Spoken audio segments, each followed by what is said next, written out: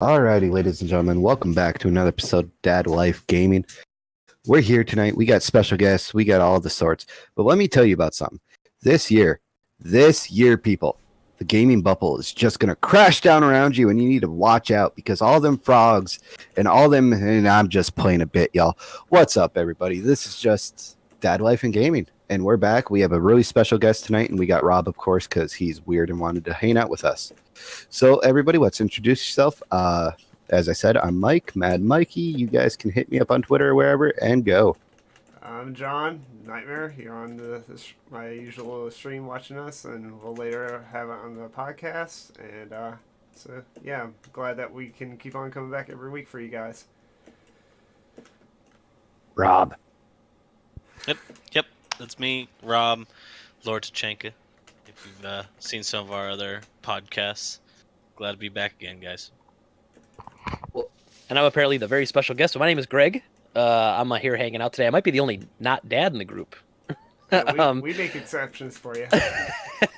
But I'm a game store owner by day, YouTuber, Twitch streamer by night. I own a used video game store, and I worked at GameStop for a long time, and I've been selling video games for about 20 years, man.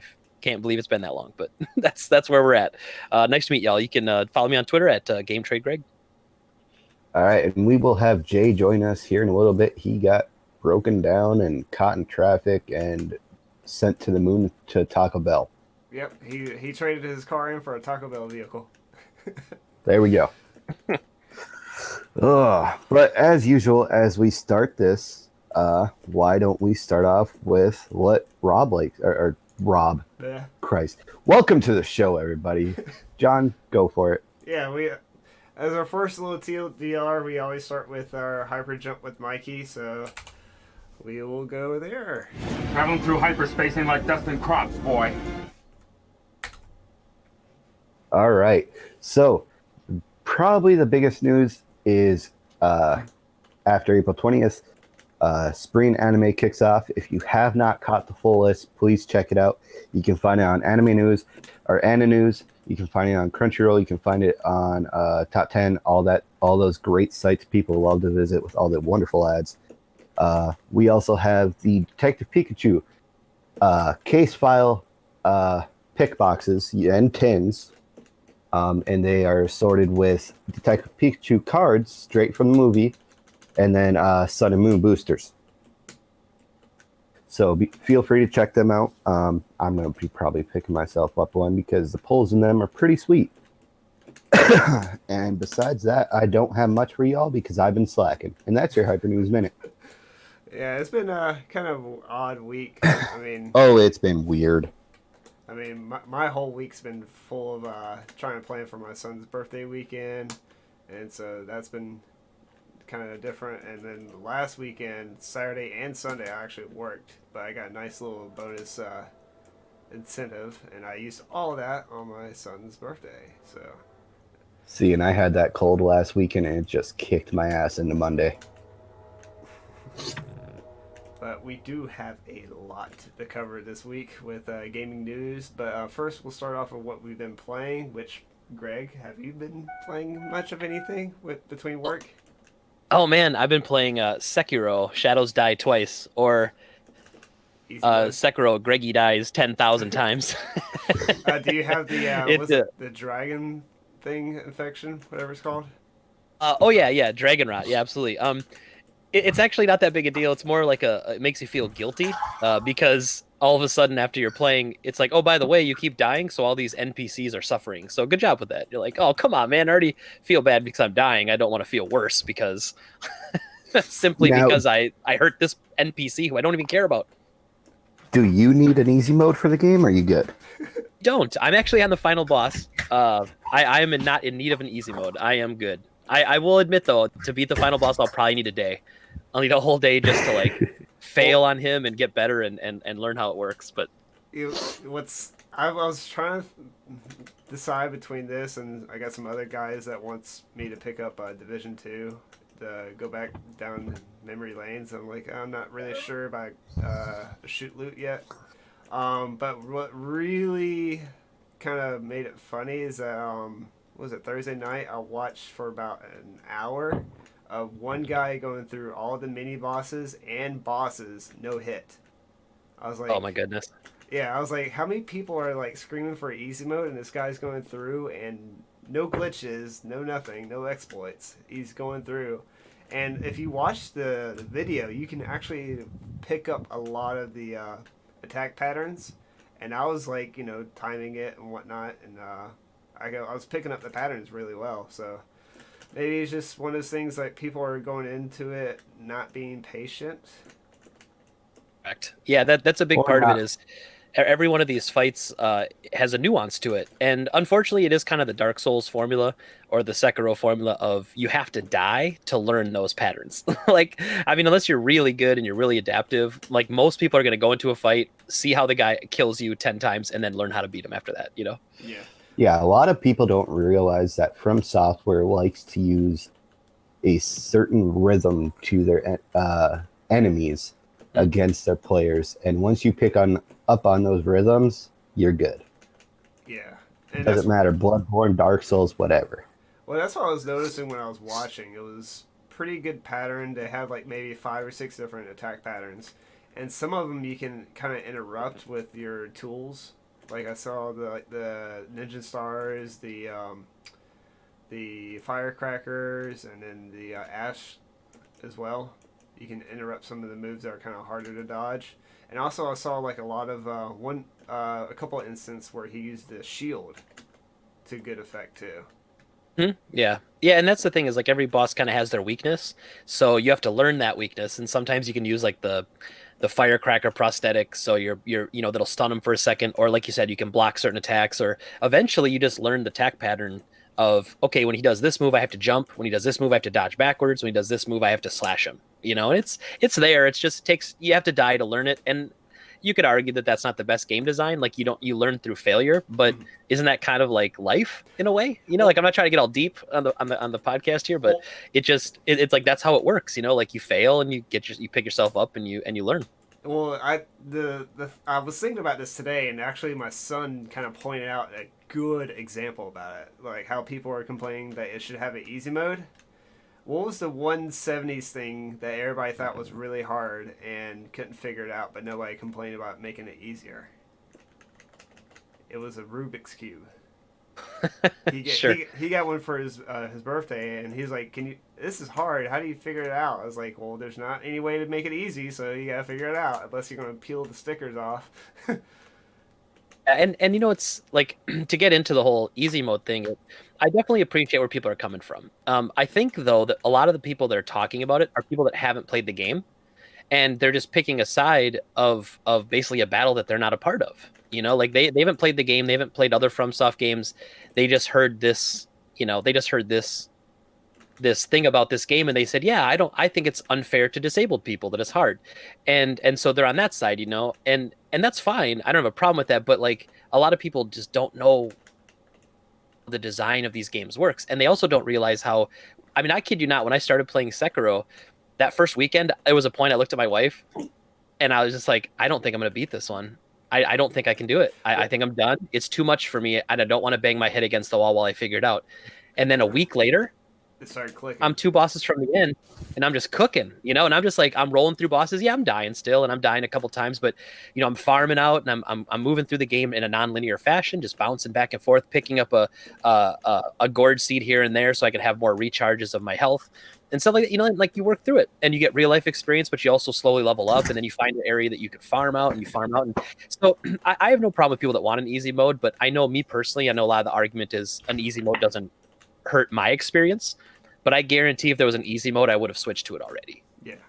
And so that does kind of affect me in a way. But I do get like, when people talk about, not like the game not being accessible, I do get it, and I want that game to be enjoyed by everyone. But I think it is fair to say that not every game needs to be enjoyed by everyone. But not only that, but it's a part of like, when has this company really been like on the verge of trying to make more money and make it easier and open for all people? They've been known to be hard, difficult games, and if you haven't noticed, I've picked up I heard a tip is that if you have you came across the issue where like they're breaking your guard a lot? Not really. Okay. I haven't really run into that too much. Not later in the game. I mean, earlier I usually just I parry a lot, but then I'm a half dodge, half parry kind of guy, so I don't usually run into it. But every now and then there'll be a boss that has like a string, and I'll block the whole string, and then I'll get stomped. You know, like at the Yeah. end he hits you and you just like get stunned. Yeah. Well, what I've seen too is if you like after the string's done, if you continue to hold the block button, it'll actually increase the rate of which your thing goes back down, like your block meter. Interesting. Yeah, I noticed that while I was watching some other people play. Like if you just let go as soon as the stuff is done, it doesn't really move down fast. But if you're holding block and you're not getting attacked, it will move down quickly. Interesting. I know that if you're trying to recover, it's better to hit the block button than it is to dash, because you actually recover faster if you block as opposed to like trying to dash, and then you're not exposed when you're dashing, of course, too. But, but yeah, great experience. Yeah, I've been debating on this, and I just spent like a lot of money this week, so I'm like, let's see if it can go on sale, because I picked up Bloodborne. I think it was for free. No, I got it when I was on sale, so I played a little bit of that. But as long as there's no swinging trees, I'll be okay, right, Mike? Yeah, that was fun. Yeah, he was. So, like, what else we been playing, guys? We haven't even started the podcast, and we're way off subject already. Come on, y'all. No. The Sekiro was in the docket.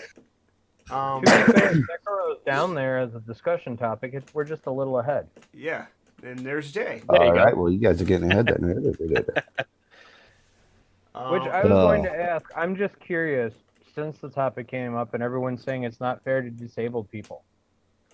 And this is an issue that really bugs me. Is it able-bodied people bitching about this, or are there actually disabled people complaining it's not fair? It's people trying to get on the bus.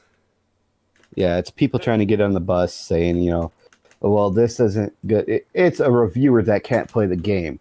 Come on, that's all it is. The reason I ask is nothing irritates me more than somebody else being offended on my behalf because I'm disabled. Like, if I'm not offended, why are you if you're perfectly able-bodied? That drives me up a frickin' wall. I made this argument when in my video about it, but basically I find that incredibly insulting, and like, I mean, that's really insulting to someone with a physical disability to say that because a game's hard, they can't do it. Like many people with disabilities have a hard time going to the bathroom or have a hard time getting out of bed. And so like, how can you say like, oh, it's not fair to them because the game's hard, you should make it easier for them, when like you're saying, first of all, it's not their situation to be in. And I personally know somebody who he had a stroke a few years ago, and he seriously beat all the Dark Souls games with one arm. He puts the controller on a table and he plays with one hand. And what were you talking about too? And he's beaten them all. Heroes, drums. Yeah, man, people beat the game with a dance pad, for crying out loud. And a leg in a rack. No lie, there's a gamer that lost an arm and a leg in a rack and still games. Yeah, I think there's a dude I played with at a fighting game tournament, and I've been good friends with him since. If you want to, look him up, Brawly Legs. He has severe disabilities, and he's the best Chun-Li player in the world. Mm-hmm. And I mean, I'm just saying, it's not more difficult for them. I have trouble dressing myself, and my partner usually has to help me get dressed, especially if there's buttons. So are we going to ban buttons on everybody because I'm disabled and I can't use them? No, they're just ban it off your controller. And the idea is, I'm talking on my clothes. If we're going to go to logical extremes, are we going to ban buttons on clothing because some disabled people can't use them? I think the argument, the fair argument, I think the fair way to say that would be, every shirt then should have Velcro. A Velcro on your shirt, because I can still button it if I want to, but there's also Velcro for you. That's kind of like a more accurate like comparison. But then it's not, like does and I know it sounds terrible we're talking about clothes, but like, did the designer of that shirt design it to look a certain way with Velcro? Or, and I think I don't mind the addition of an easy mode. I think what insulted me most, or what irritated me the most, was the headline about how FromSoft needs to respect its players by adding an easy mode. I think that's instantly what turned the conversation into like, well, why didn't you just say, hey, I wish there was an easy mode so I would enjoy the game more? I wouldn't have had a problem with that, because that's your opinion, and that's totally cool. But to act like it's somehow FromSoft's fault because they don't have an easy mode, that's what started the conversation for me into like a weird position and like a weird a weird insulting way. Like they attacked first, and then people get all upset when people react to that and say, no, it doesn't need an easy mode. And yes, there's a bunch of douchebags on the other side that are like, oh, just get good. And it's like a meme lord thing. I hate that stuff too, man. Those people are dumb, But hold up, 1 second. That's what you told me. Hold up 1 second. I'm not saying it's not okay to say just because I say get good doesn't mean I'm a meme lord. I mean, come on, it just means you shit at the game. No, sorry, you do. You are a meme lord too. Hey, some people are okay, we're not going to bring me into this conversation. Hey, actually, I did see one that made me think of this whole topic. A guy said the way he plays Dark Souls is he picks any game, and every time he dies or every time he beats a boss, he takes a shot, and he calls it drink till you get good. He goes, either you'll beat the game or you'll pass out, but either way, it's going to be a fun night. Either you beat the game or you die. Both ways, yeah. I'm like, that just sounds like a recipe for alcohol poisoning to me. How But determined you are, I guess. Yeah. Yeah. All right, Rob, what have you been playing? More poker? No.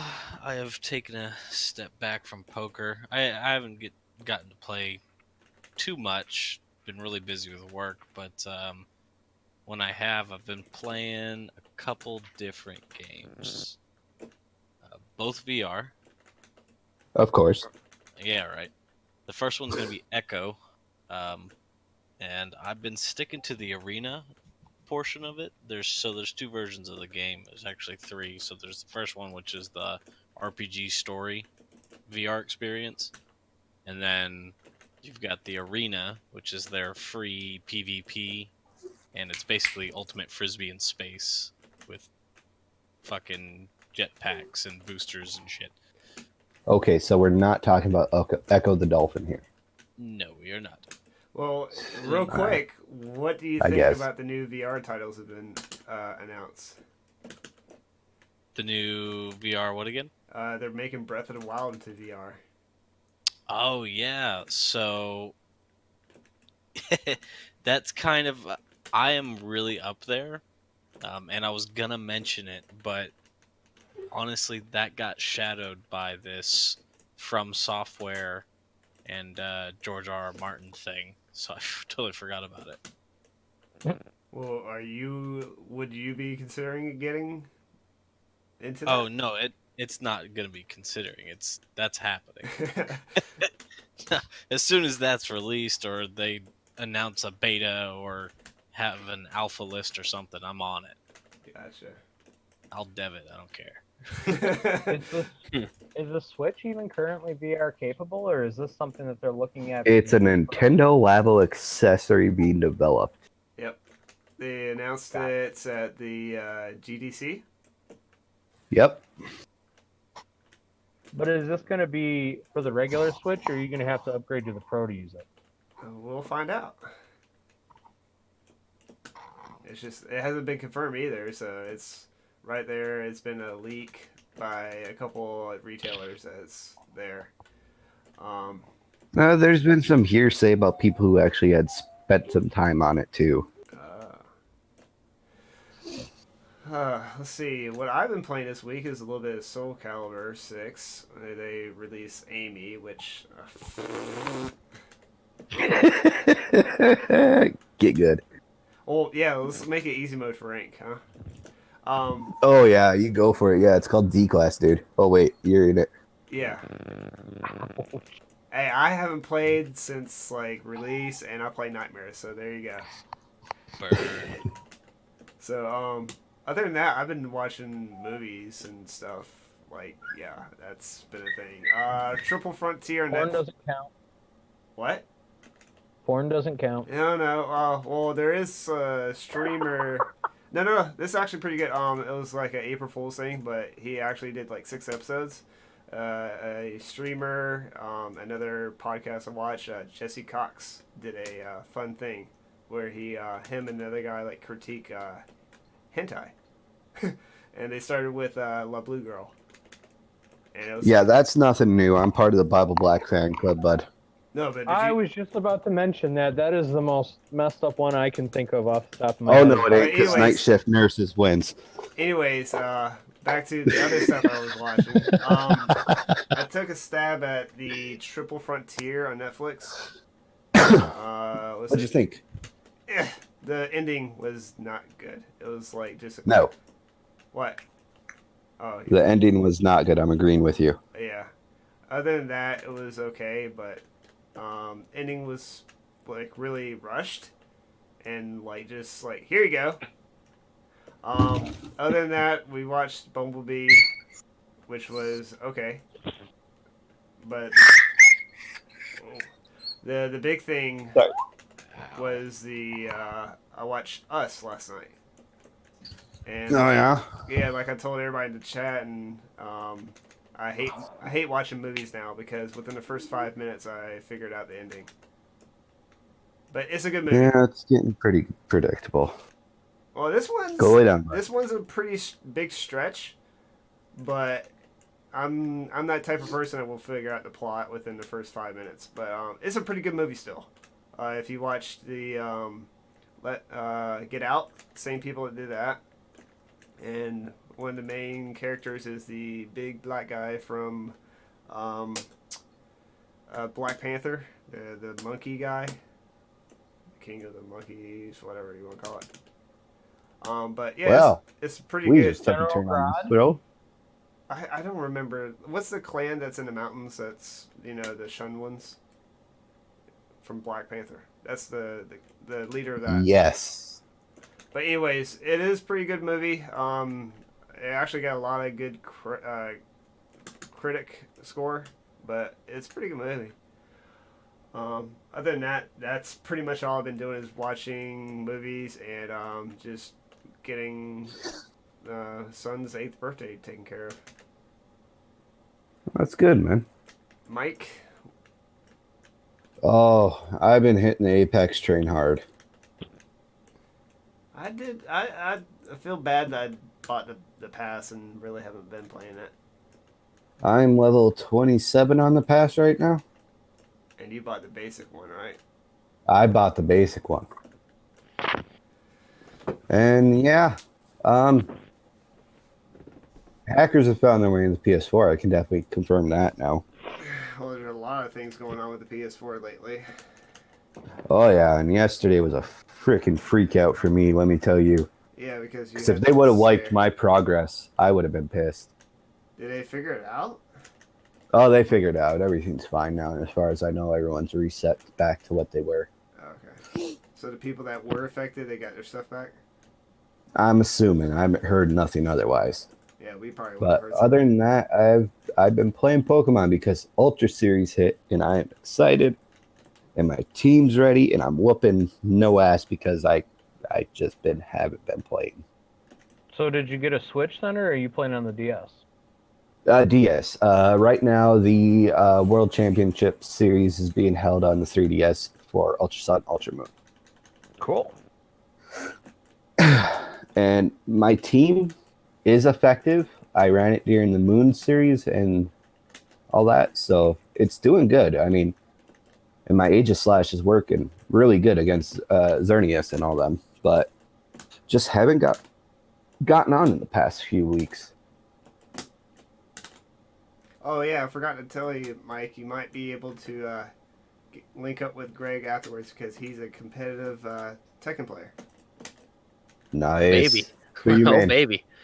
I'm a Asuka main. Oh, you play Oscar? Come on, dude. Yeah, buddy. See, we would have something to talk about if you played Brian at least.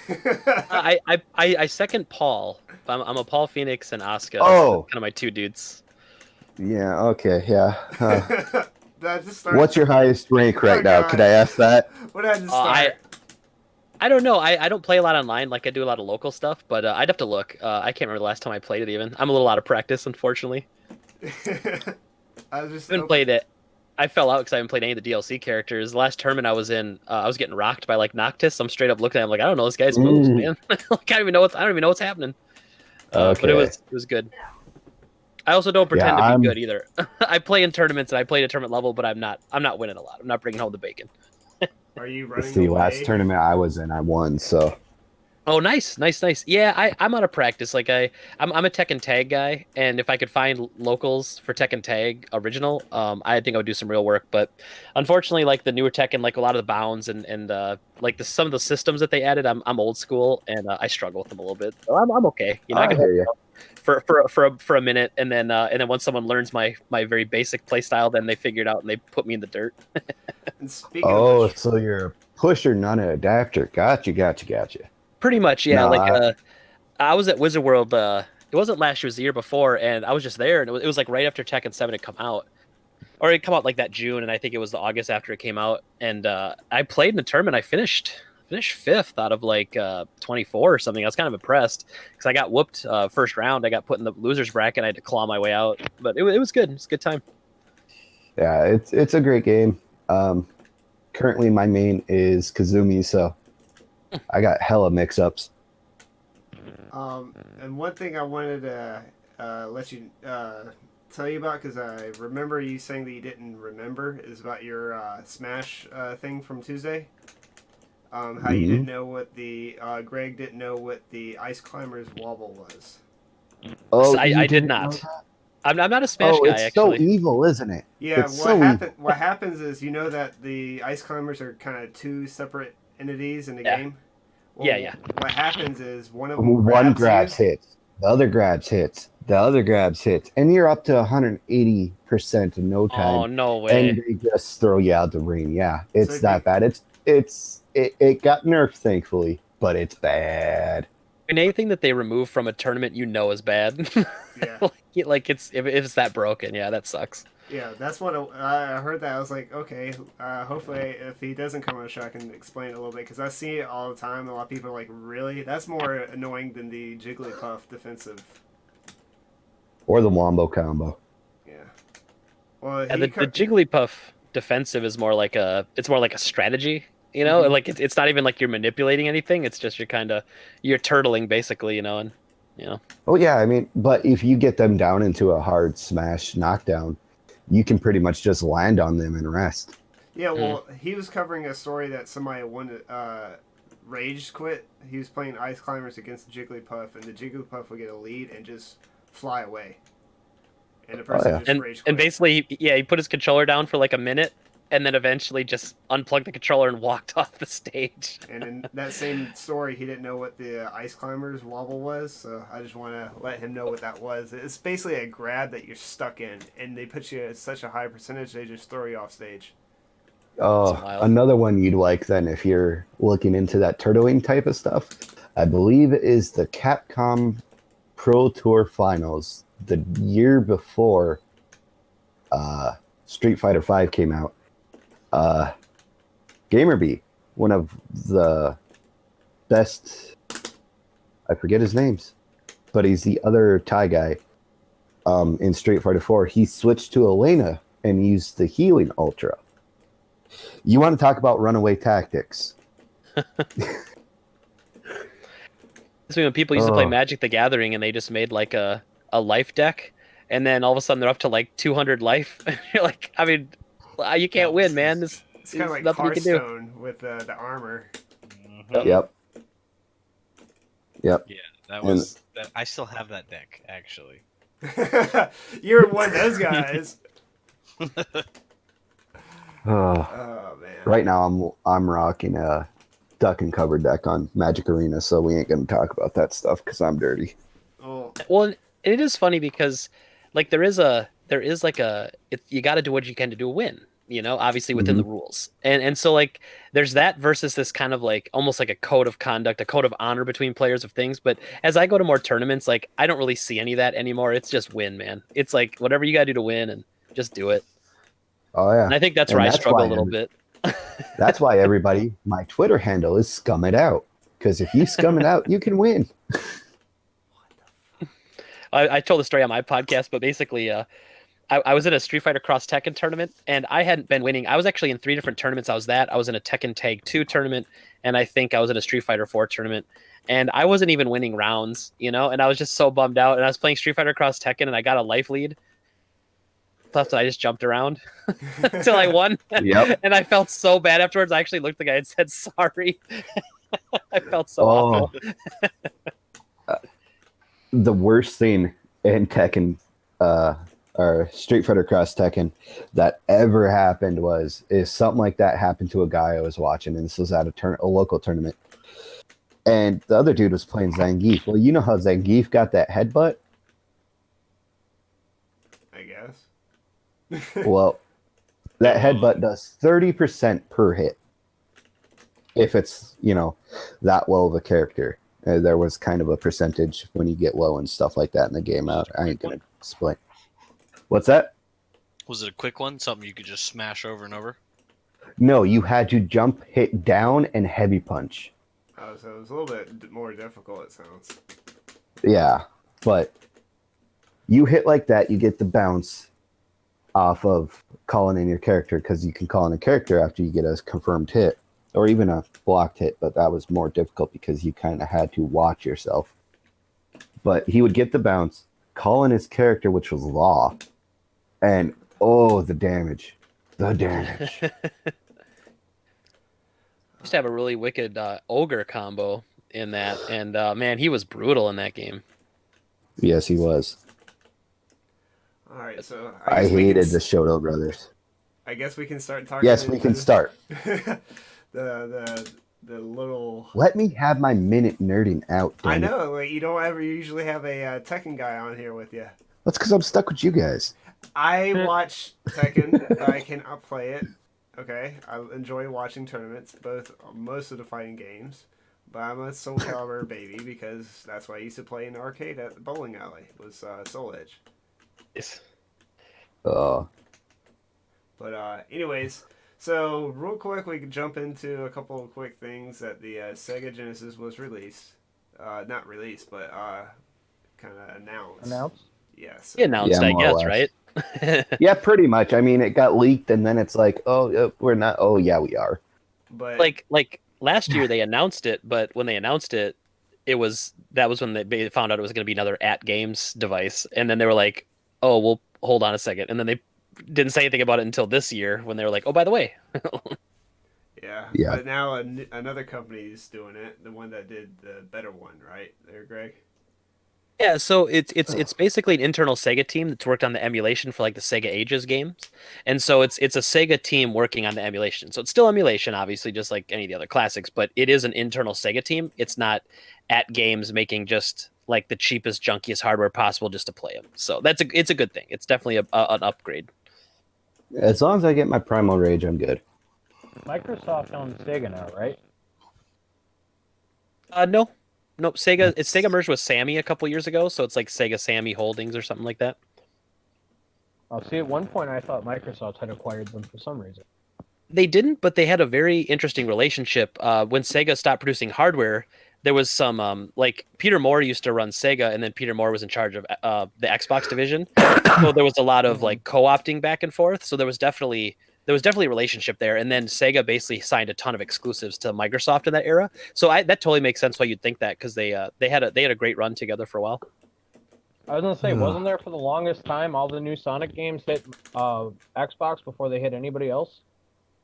I don't know about Sonic, but they got some exclusives like Toe Jam and Earl 3. They had Jet Set Radio Future, Sega GT 2002. So there were a ton of exclusives that just they got on Xbox that never came over to PS2. Not that Sonic games are anything to brag about, to be quite honest. Not really the later ones, no.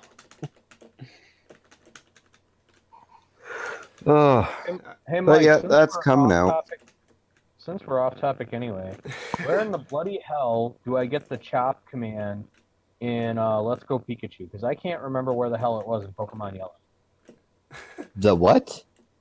The cut command to make them cut down trees. Oh. Cut you get in. Google it. I'm going to No, Bill's you house get right it. now. You don't get it in Cerulean. You get it in Viridin. So in other words, I'm gonna have to go way the hell backwards again to find. Yeah, out, you get it because after there's you beat stuff Erica. behind trees that weren't there before. Yeah. Yeah. And then you put it into your HN mule. So, I don't know how many guys in here are comic book fans, but did anybody check the trailer for Joker? Nope. Mhm. No. Um, Yes. I could care less. No. Man, look, hold on. here's my First off, problem. Rob? it's not as bad as what I thought it was going to be. And I would even go as far to say I'm looking forward to what it's going to end up looking like. You betrayed me. Okay, I was right Rob, there to with be you. fair though, a shiny pile of shit is still a shiny pile of shit. No, it's not that. Let's not I- say You that. polish a turd, it's That's still a turd. that's that's nowhere near. All right, I see what I started. I have Because seen the it trailer. was- I just wasn't impressed. I don't know, Here's man. It's not as my bad. issue. Live action, nobody is really ever going to outdo Jack Nicholson for me. I grew up on the Batman films, Michael Keaton, Jack Nicholson, back when Tim Burton was actually directing these things. And in terms of live action, Jack's always going to be the Joker. But if you want to know my all-time favorite Joker, and it shocks people, it's Mark Hamill. Oh, that's just a given. Yeah, I mean that's just he's a By, token. by the way, if you guys want to laugh, every so often Mark Hamill gets online and reads President Trump's tweets in the Joker's voice. And I don't care what, I'm not looking for political affiliations. It's just fucking hilarious to hear him do it. Another side note, Mark Hamill is also going to be a villain in the upcoming Critical Role animation. Nice. I think they just announced too that he's gonna be the voice of Chucky in the Oh, yes, they Child's did. Play reboot. Yep. So he getting work. But here's my Getting paid. here's my question. Everybody Have jokes that Harrison Ford is the only one that didn't have a destroyed career by Star Wars. But Mark Hamill kept a good career. He just went more into voice acting than being on screen. Very true. Yeah. Did they ever cover in the comics the backstory of Joker? Couple times. Yeah, a few The different ones. backstory of Joker has been retconned at least 5 times that I can think of off the top But of my head. from what I've heard, Up to it's and been including him telling it, and it's not been a legit thing. It's Oh, not no. always been him telling it. It's been retconned literally there was the original one where the Joker was literally just a crazy person. Then they had the more detailed stuff. They've had the stuff where he's super sane and understands that he's in a comic book and that's why he doesn't care about the chaos. And honestly, what it's actually led to is a fan theory that there isn't just one Joker, that the reason the Joker has switched personalities, traits, his obsession with Batman over Bruce Wayne is that multiple people have held the name over the generations, that the Joker's not just one person, which Gotham Yeah, really played around with in the TV show. And if you look even more at the comments, the most common one is that he is the previous Red Hood. Yep. So I mean, that's been even retconned 6 or 7 times alone. So there's been dozens of times where his backstory has been done, and this is just another one. And honestly, in the comics, it was Tim Burton that actually introduced the Joker created the Batman. Up until the movie, the Joker was not the guy that murdered Batman's parents. It really just was a random street thug that never came up again. They retconned the comics at one point to match the movie because they liked that. The one created the other, and then the other created him. Because Joker created Batman by killing his parents as a kid, Batman created Joker by dumping him into the chemicals on accident. And that was a good retcon for a while, and it was interesting, but in all honesty, they don't even know, and they've never revealed who the Joker really is. Is it Jack Napier? Is it someone else? They like to be really vague in the comics, and it lends a lot of mystery and mystique to the character. But it being a licensed DC film, I'll probably go see it anyway. Yeah, which I was going to try to see Shazam today, but it's 2.5 hours. Oh, I want to see Oh, that. is it? Yeah, I went in there and I did not hear that. I was about to get IMAX, and the guy was like, "It's expensive. It's $15 to go see it." I was like, "He's like, well, there's a cheaper one that's going to be at 1:00," and I was like, "Okay, how long is the movie?" He's like 2.5 hours. Nah, that's going to put me too close to picking up my son, so I had to pass on it.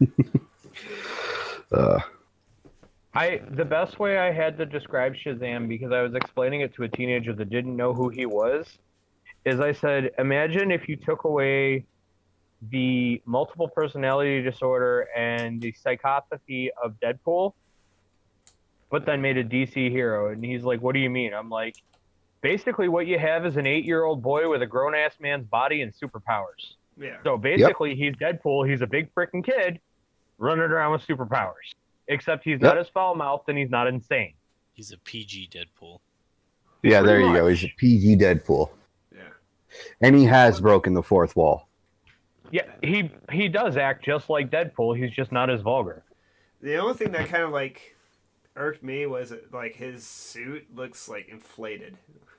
Yeah. Oh, definitely. And it's hilarious. Yeah, that's the only thing. Like, his suit doesn't match Still his not Because- as bad as Green Lantern.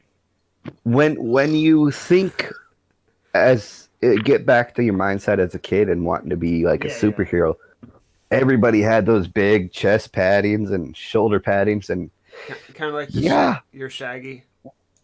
We all Yeah. had that one Halloween go costume. lay down. We are not bringing that up tonight.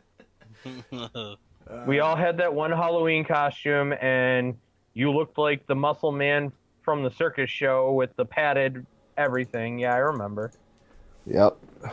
So let's take this to a little different spectrum. But I still say, no matter how bad his suit is, it still won't be as bad as Green Lantern. Yeah. Worst superhero suit ever, and I don't think that's ever going to be a broken record. Well, the one thing I saw this week was kind of interesting. There was 2 different Assassin's Creed little topics. One of them was the remaster, but there's a quote teaser, and if anybody knows the Ubisoft's history, they like to tease other games and their current games.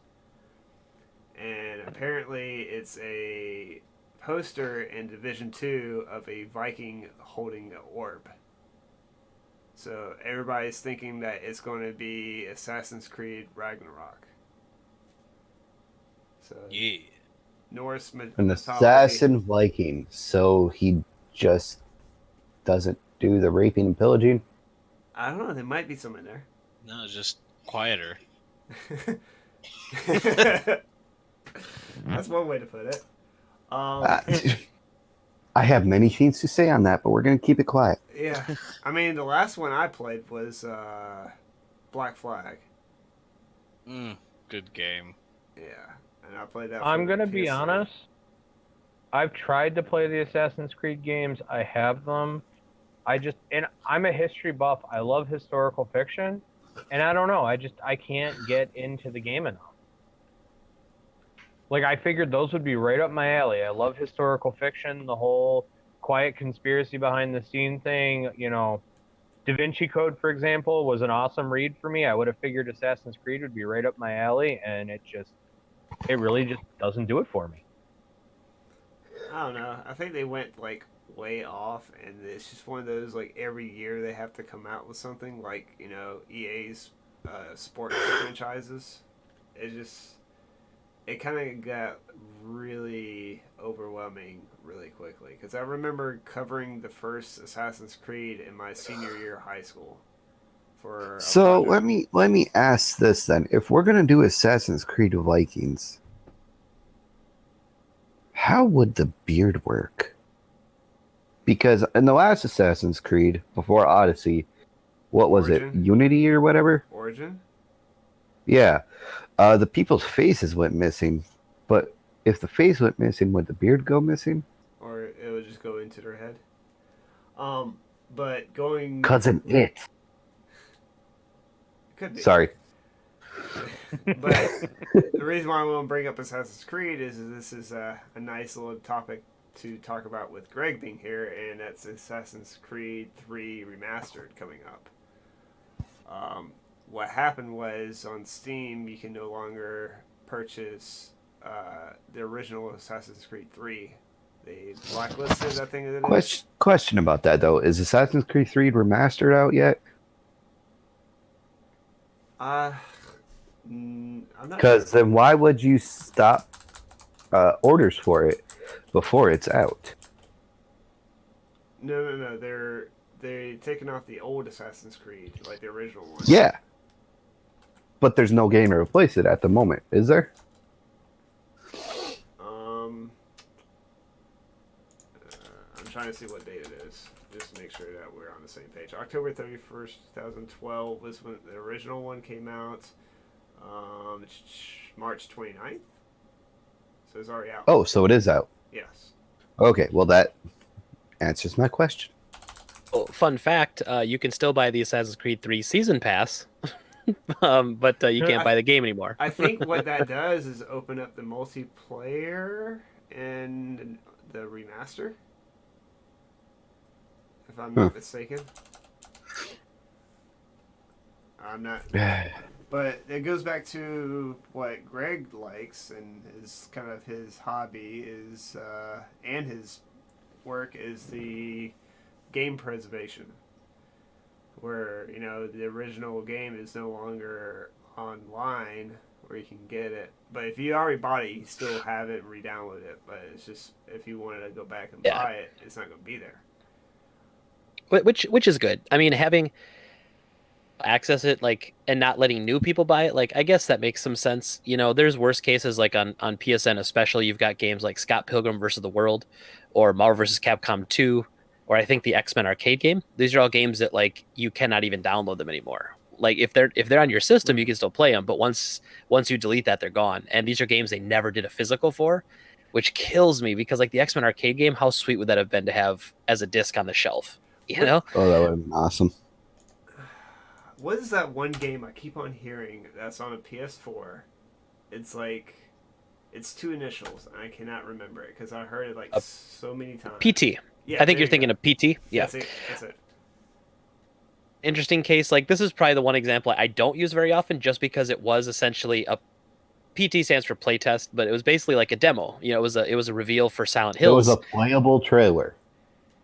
And so it makes sense that they would eventually take it down since the game that it was revealing got canceled, but it still sucks because it's an incredible piece of work and it shows the awesomeness that could have been a Kojima horror game.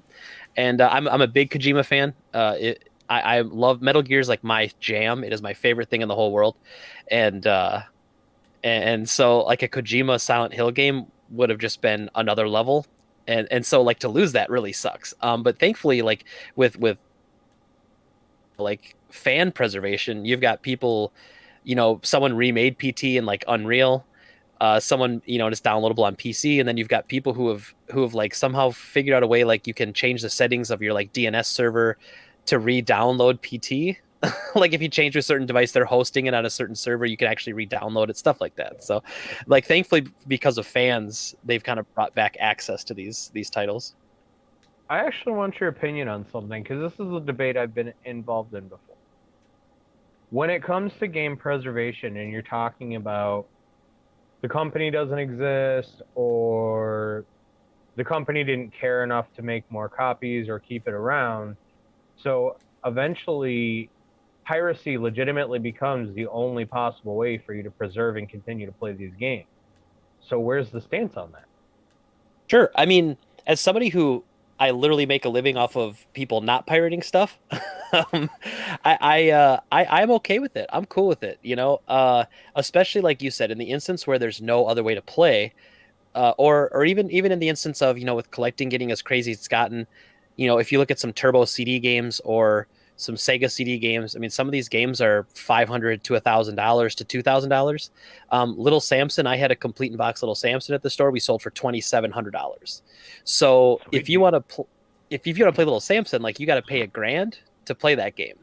So even in that instance, I'm I don't think these things should be inaccessible to people who want to play them. And I think most people who are collectors would say, well, I'll download it to play it, and if I really love it, then I'll use my tax return next year to buy it or something like that.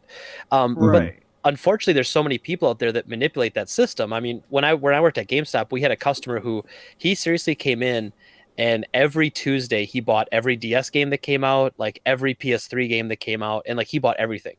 And as soon as the DS got an R4 card, which is the card that you put a micro SD card in and you can, download ROMs to it and stuff and play them. He never bought another DS game again. He just downloaded them all and he was okay with that. And so that's definitely the exception, not the norm. But there are people out there like that, and I think they kind of ruin it for everyone because they have no problems like trying to pay, but especially in the case where they're impossible to get. I mean, everyone that's the whole point of preserving it, right? Is so that like everyone can have a chance. Yeah. You'll be able to play, and this isn't necessarily for today, and that's where the argument kind of falls apart at first because you're like, well, game preservation, like you can still get these games everywhere. Well, what about in 50 years? Like, I plan on being alive in 50 years still, maybe. And but then you look at stuff. 5 years ago, you could find a copy of Mario Brothers Duck Hunt in pretty much every used game store on the planet.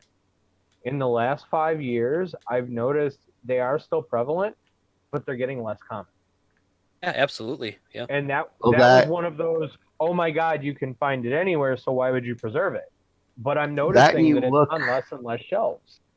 You look at like these breakout indie games that are digital only, like Hollow Knight and Stardew Valley, stuff like that.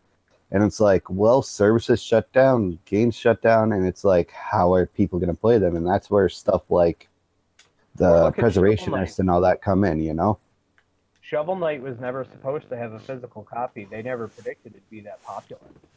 Exactly. Originally, Shovel Knight was going to be an online-only indie game, and when it died, and it became so popular that they started releasing physical copies. But that's the exception, not the rule. Mm-hmm. And legitimately, people would lose out on an awesome game because, oh, well, we didn't think anybody would want it, so we never thought to make a physical copy. Yeah, and then there's the point of Marvel vs. Capcom 3 Ultimate, wherein they literally shut it down to where you cannot buy the DLC for it anymore because of copyright issues between companies. Yeah, licensing issues are always going to be a problem in the States. Like, Japan doesn't have nearly the issues that we do with that, but you're right. And it could even comes down to like, and I'm not sure what Scott Pilgrim was, like what the actual reason was, but it could have been the music, and of course, if there's nobody to update the game, they're not going to change the soundtrack and then put it back on the store, and so, yeah, you're right. Like the copyright issues and the not wanting to renew a copyright it's like we're such a litigious culture here that like if you get the rights to something, you try to make money on something, it's like instantly you get sued. So there's this automatic sort of, oh, we don't have the rights, just forget it. Like, don't even try, or it'll cost so much to buy the rights back again. So they don't. Another one that comes to mind is, what the hell? Warcraft, the original Warcraft online. People wanted to play the original first gen vanilla Warcraft. Well, they don't have that. They've updated. They've gone on to new things. And as far you're talking WoW. Yeah, that's it. And so some fans basically got all the coding for the original vanilla mode, put up a server on their own, and said, okay, this is just for people that want the nostalgia and want to play the old school. They really didn't see an issue with it. They didn't even think the company would care because they're so far past this. And it really, you wouldn't think it would matter. And they wound up getting themselves sued for copyright infringement and all that because, well, that's our intellectual property. Well, yeah, it is, but that game's also not available in this format anymore, and people wanted to play it. And what got me was instead of the company saying, okay, you know what? You guys made it. Thank you. We're going to buy it off you like Bethesda does with mods. And then we're going to run this server because people want it. They just went, screw you guys, we're shutting it down. Yep. Yeah, but and there was a also freaking demand for it. Yeah, but they shouldn't have. They should not have needed to buy it off of them. That was their property. Now, even if they didn't buy it off of them, they could have they didn't have to shut it down. They could have left it up and actually let the fans play it, was my point. And I don't know. I think that's a bad example because WoW is still something that's being played, and just like they had the option and did release their own version of the classic, they need to have that option. It's still a relevant game, and it's still being played. It's not it's like Star Wars Galaxies that has an emulator, which I'm a very avid member of. And if that was relived, I would have some problems with Sony trying to take ownership again. But Right. Well, and that is a case I could see too, where people wouldn't pay. Again, kind of goes to the piracy thing, right? Like people wouldn't pay for a WoW server when they could just play on one for free. And I think that's the point is unfortunately there's like people that take it too far, and then they use the game preservation as like their excuse for it. And you're like, well, that's not their case, and I'm not saying like I actually like WoW private servers. I think they're great. I had a lot of fun when I got burnt out on WoW and I quit playing anyway. Like me and my brother joined a private server and had a lot of fun with it, and like it would have been cool to see Blizzard say, hey, we're thinking about doing some classic server, help us with that, and that'd have been neat, I think. But they Right. They shut it down because and that's the other thing about the litigious nature of our country is that they have to not only do they have to protect, right? And so if they don't go after them and then somebody else does it and they go after them later, that company could say, well, you didn't go after these guys, so why can't you come after us? And so that's why when the whole scrolls thing happened, Bethesda had to file that lawsuit even though they almost didn't want to. They had to do it as like a, hey, we have to make sure that we're showing the courts that we're protecting our IP, which is the Scrolls games, and it's so crazy, like the way that our country works with the law. Yeah, the whole legal precedent thing. Yeah, exactly. Yep. Speaking Like I about said, litigious, oh good lord. oh, justice was served, and I say that in a non-sarcastic way. There was a swatter who got 20 years. Yeah. We won't mention his name because that would give him more publicity. Because I know To hell with that guy. Yeah, I know me and Greg strongly believe in that because, believe it or not, Greg, I live in Jacksonville, Florida. So you know exactly what I'm talking about. Sure. So that place just closed down because they are rebuilding the whole section of that the landing where it was at. They're tearing it all down now. And they gave that store like 5 days notice to evacuate, and they had like I want to say about 30 arcade games there.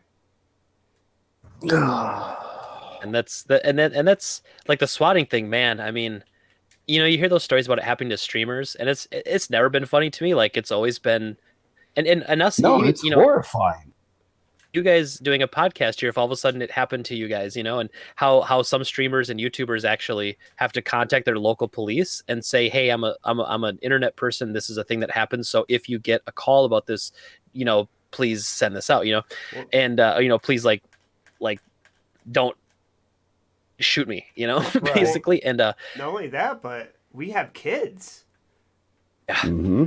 And you know what happens is people get scared. Even me, I'm driving to work, and I see a cop car behind me, and I stiffen up, and I'm like, oh shoot, and then I'm like, oh, I'm speeding now. I wasn't speeding before, but I wasn't paying attention, and I was too busy looking at the cop, and I swerved into the other lane because I'm an idiot, and like that happens, and like especially kids, man, they get scared and they don't, I mean, we get scared. It's not just kids too, and I mean that stuff's scary, and normally would plan to. It's not like your head you go, okay, I'll just stay calm, no big deal. Like that's not really how it works, Here's my other take on this too, and this is coming from the other role that I have, and we've discussed this before, is before becoming disabled, I was a first responder. I was fire and EMS, but still, that's beside the point. 911 is 911. You call 911, you get one of us. Every time some jackass wants to be a swatter and haha, it's funny, you're filing a false report and you're taking away emergency help from somebody that legitimately needs it for a bullshit call. Yeah. Just like it's not even just the fact that you're scaring people that somebody could get hurt. You're literally taking away manpower from something legitimate because you think you're funny. That's just the same as child services too. Exactly. And I actually am pretty impressed. They've dealt with this quickly and very severely. They're not like, oh, it's a thing, but there's not really a crime, so it's like 6 months, whatever. Like they're just like, nope, no, we're not playing this game, and they're putting it down. Well, makes me very happy too. Also, with this case, a man did die. Yeah. Yeah. And that's worst and case my scenario, heart right? goes out to the family. But in cases before that, we saw swatters getting, sentenced, stuff like that. It was 6 months, 2 years, nothing. Slaps on the wrist was what it looked like to me. And in because this up to that case, point, it all finally. you had was filing a false report. Oh, Now you sure, have that makes negligent- sense. Now you have negligent homicide because somebody died as a result of your action. Negligent homicide is a level 1 felony. Yes, and hopefully this and the scumbag puts it into a limelight where it's like, okay, this can be a serious issue. We need to stop this to the rest of the country. Because as sad as it is to say, I don't hear about this happening in other places like, over in Europe or stuff like that as much as it happens here in the US. No, because it would be so much more severely punished. Think about other places where you have streamers. Japan, for example. Their system of justice over there, this would not even be remotely considered as an entertaining idea. It would be severely punished. It would be put down immediately. And the first person stupid enough to try it would be the last. Yeah. Oh, and after bringing the podcast down a bit, let's see what else we got. Oh, yeah, we have another great bit of litigious news. Article fucking 13. I know myself and Gregg have to deal with this sometimes, but the copyright strikes that we get that are so lovely. We actually. I was gonna say, I know Rule 43. You want to help me with Article 13? Article 13 is a new copyright law over in the European Union, and pretty much it's like your mom saying, no, you can't post that on Facebook.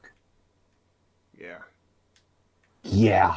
Pretty much, but the sad thing is that even now we have this dealing with certain things. Like I know a couple weeks ago I got flagged for a copyright for music that was in the drop point of Apex Legends. Like when you're flying in, it flagged that music. So now most of my games I have to turn off the music just to play it streaming. So that's where my anguish is, because there's some games like Red Dead Redemption 2 that has really good music and scores in it, but I have to turn it off because I might get flagged for copyright for both YouTube and Twitch. Yeah, I think that's why the idea of being exclusively a YouTuber and Twitch streamer, you can't do it, because you can't rely on that all of a sudden one day you're just done. Like, oh, one day we just take all your revenue input, Now it's Patreon and all that sort of stuff makes more sense, merch, stuff like that, because what happened to fair use though? Well, if you look back, it all started about the adpocalypse time. I'm not sure if everyone's familiar with that. Oh, sure. But pretty much how it is a lot of advertisers on YouTube are like, no, we can't have our stuff on this. It's using pre-copyrighted material. And then it went on to family friendly. Then it went on to, well, this dude just showed someone hanging in a forest. We can't have our shit on that. And now where we're at today, where everything is being looked at. They use those instances to control it. And really what it comes down to is, there's just not enough manpower to look over all these things manually. Yeah, so they create an algorithm, which, I mean, I'll be totally honest, what it can do is incredible, but it's not good enough. Oh, yeah. And it sucks to say that because someone put a lot of work into it. There's a lot of man hours in it. It's an incredible piece of software.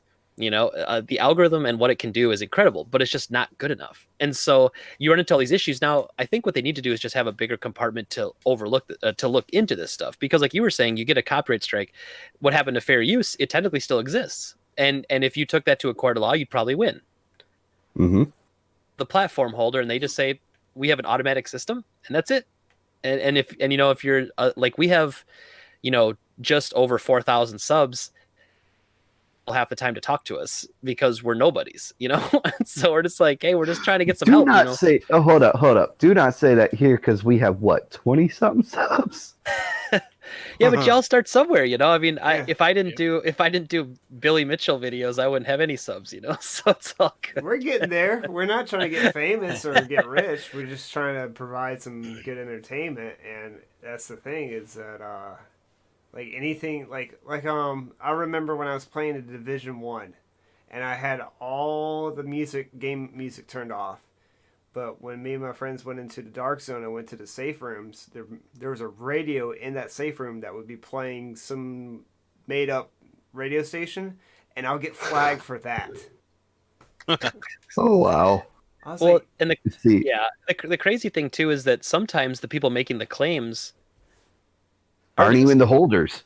Yeah, it's weird stuff going on there, and so there needs to be an upgrade to the system. Something has to change, but unfortunately, I'm not smart enough to figure that out, man. That's way above my pay grade, so I won't. I mean, how long until somebody like Team 4-Star, and I mean, Mikey, I know you know who they are.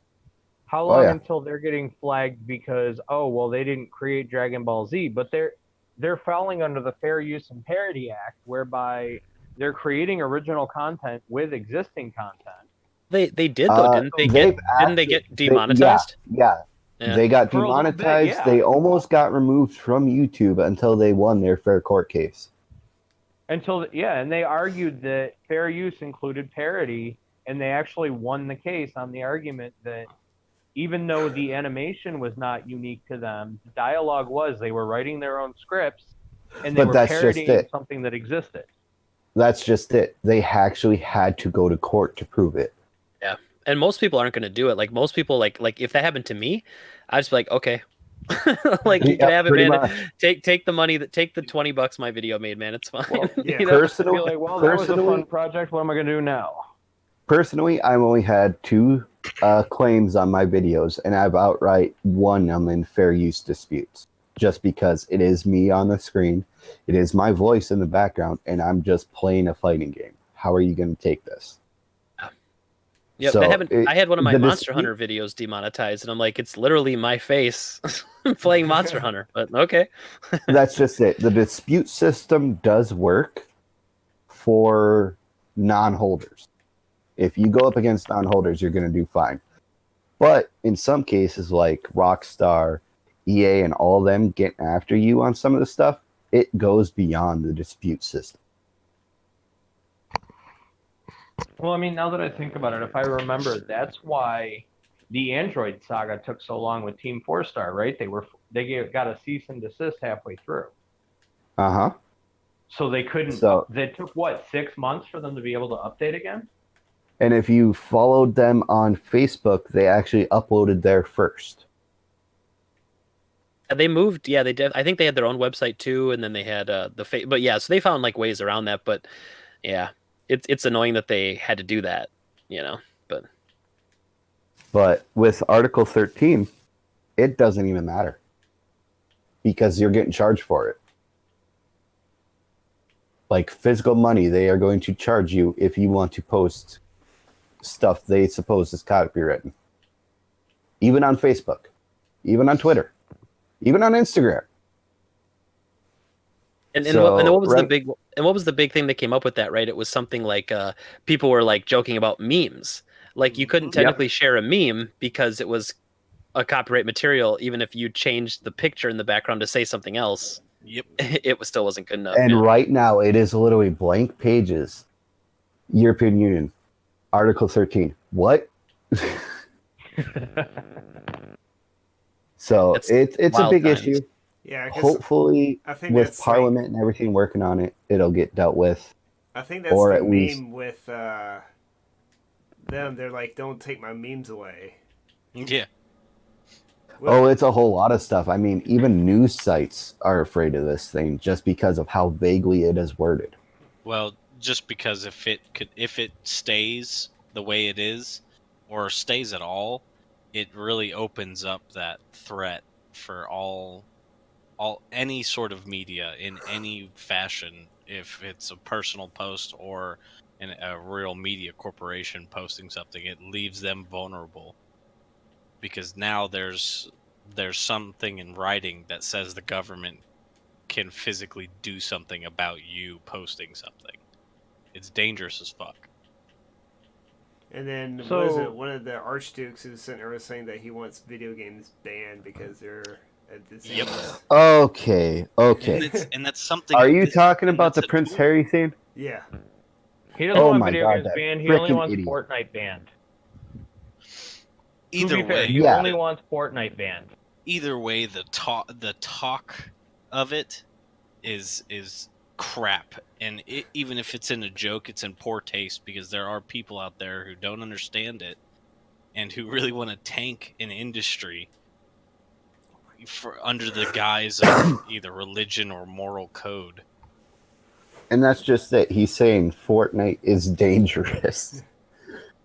Yes, you were going to get shot and turn into an 8-story building. Everybody help us. You know what's funny about that is what's dangerous about that situation, right, is the parent that lets their kids play Fortnite for 12 hours a day. Yeah. Exactly. You know, what's dangerous about that is why parents are using video games as a babysitter and aren't putting limits on that stuff. You know, like that to me is more the problem, and no one wants to take responsibility for anything anymore. It feels like, you know, and it's like it's not the kid's fault he plays that much if that's what he loves to do. But you gotta if there why is there no authority figure there to be like, no, you can't do that. Exactly. And that's where I'm looking at gaming as a hobby versus gaming addiction, which is still being studied heavily by doctors and psychiatrists. Gaming addiction is a real thing. It is out there. There are people who have died from gaming sessions that have lasted way longer than it should have been.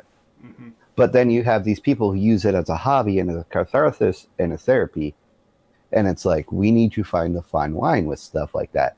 But this prince of what was once a I ain't even fucking getting into that.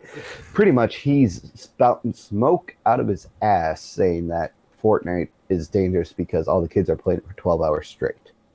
In all fairness, sex addiction's a thing too. So should we tell everyone to stop whipping the weasel? You talked to Charlie Sheen about that, man. No, you talked to what is it, Terry Crews too. I don't think any of that needs to be talked in the same sort of fashion that is talked about when it comes to something, you know, like drugs, and that's why sex addiction is not talked about in the same fashion, because yes, it's a problem, but it's such an extreme, and its regular use is such a norm that it's not really, that's not the topic. The topic should be if you get affected by it, then yeah, if you get affected by it in that way, anything could have affected you at that point. It's Exactly. not video games. There are so many underlying issues that needs to be dealt with and stuff like that. Yeah.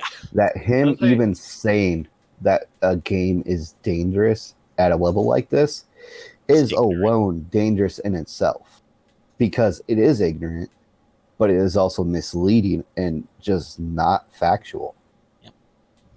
Yeah, it's people have addictive personalities, you know, and one of my favorite things, like, because they recently, like, you know, when the World Health Organization was doing their, you know, gaming disorder as an actual disease, you know, but one of the things that doctors were saying was we don't want to we want to look for the cause of these things, and if we just say, oh, he's addicted to gaming, we're not looking deeper to say, well, why is that person addicted to gaming? Like, why are they addictive? Exactly. Oh, they exactly. have some looking at the well, you know, why are they playing? Yeah, so like much? what?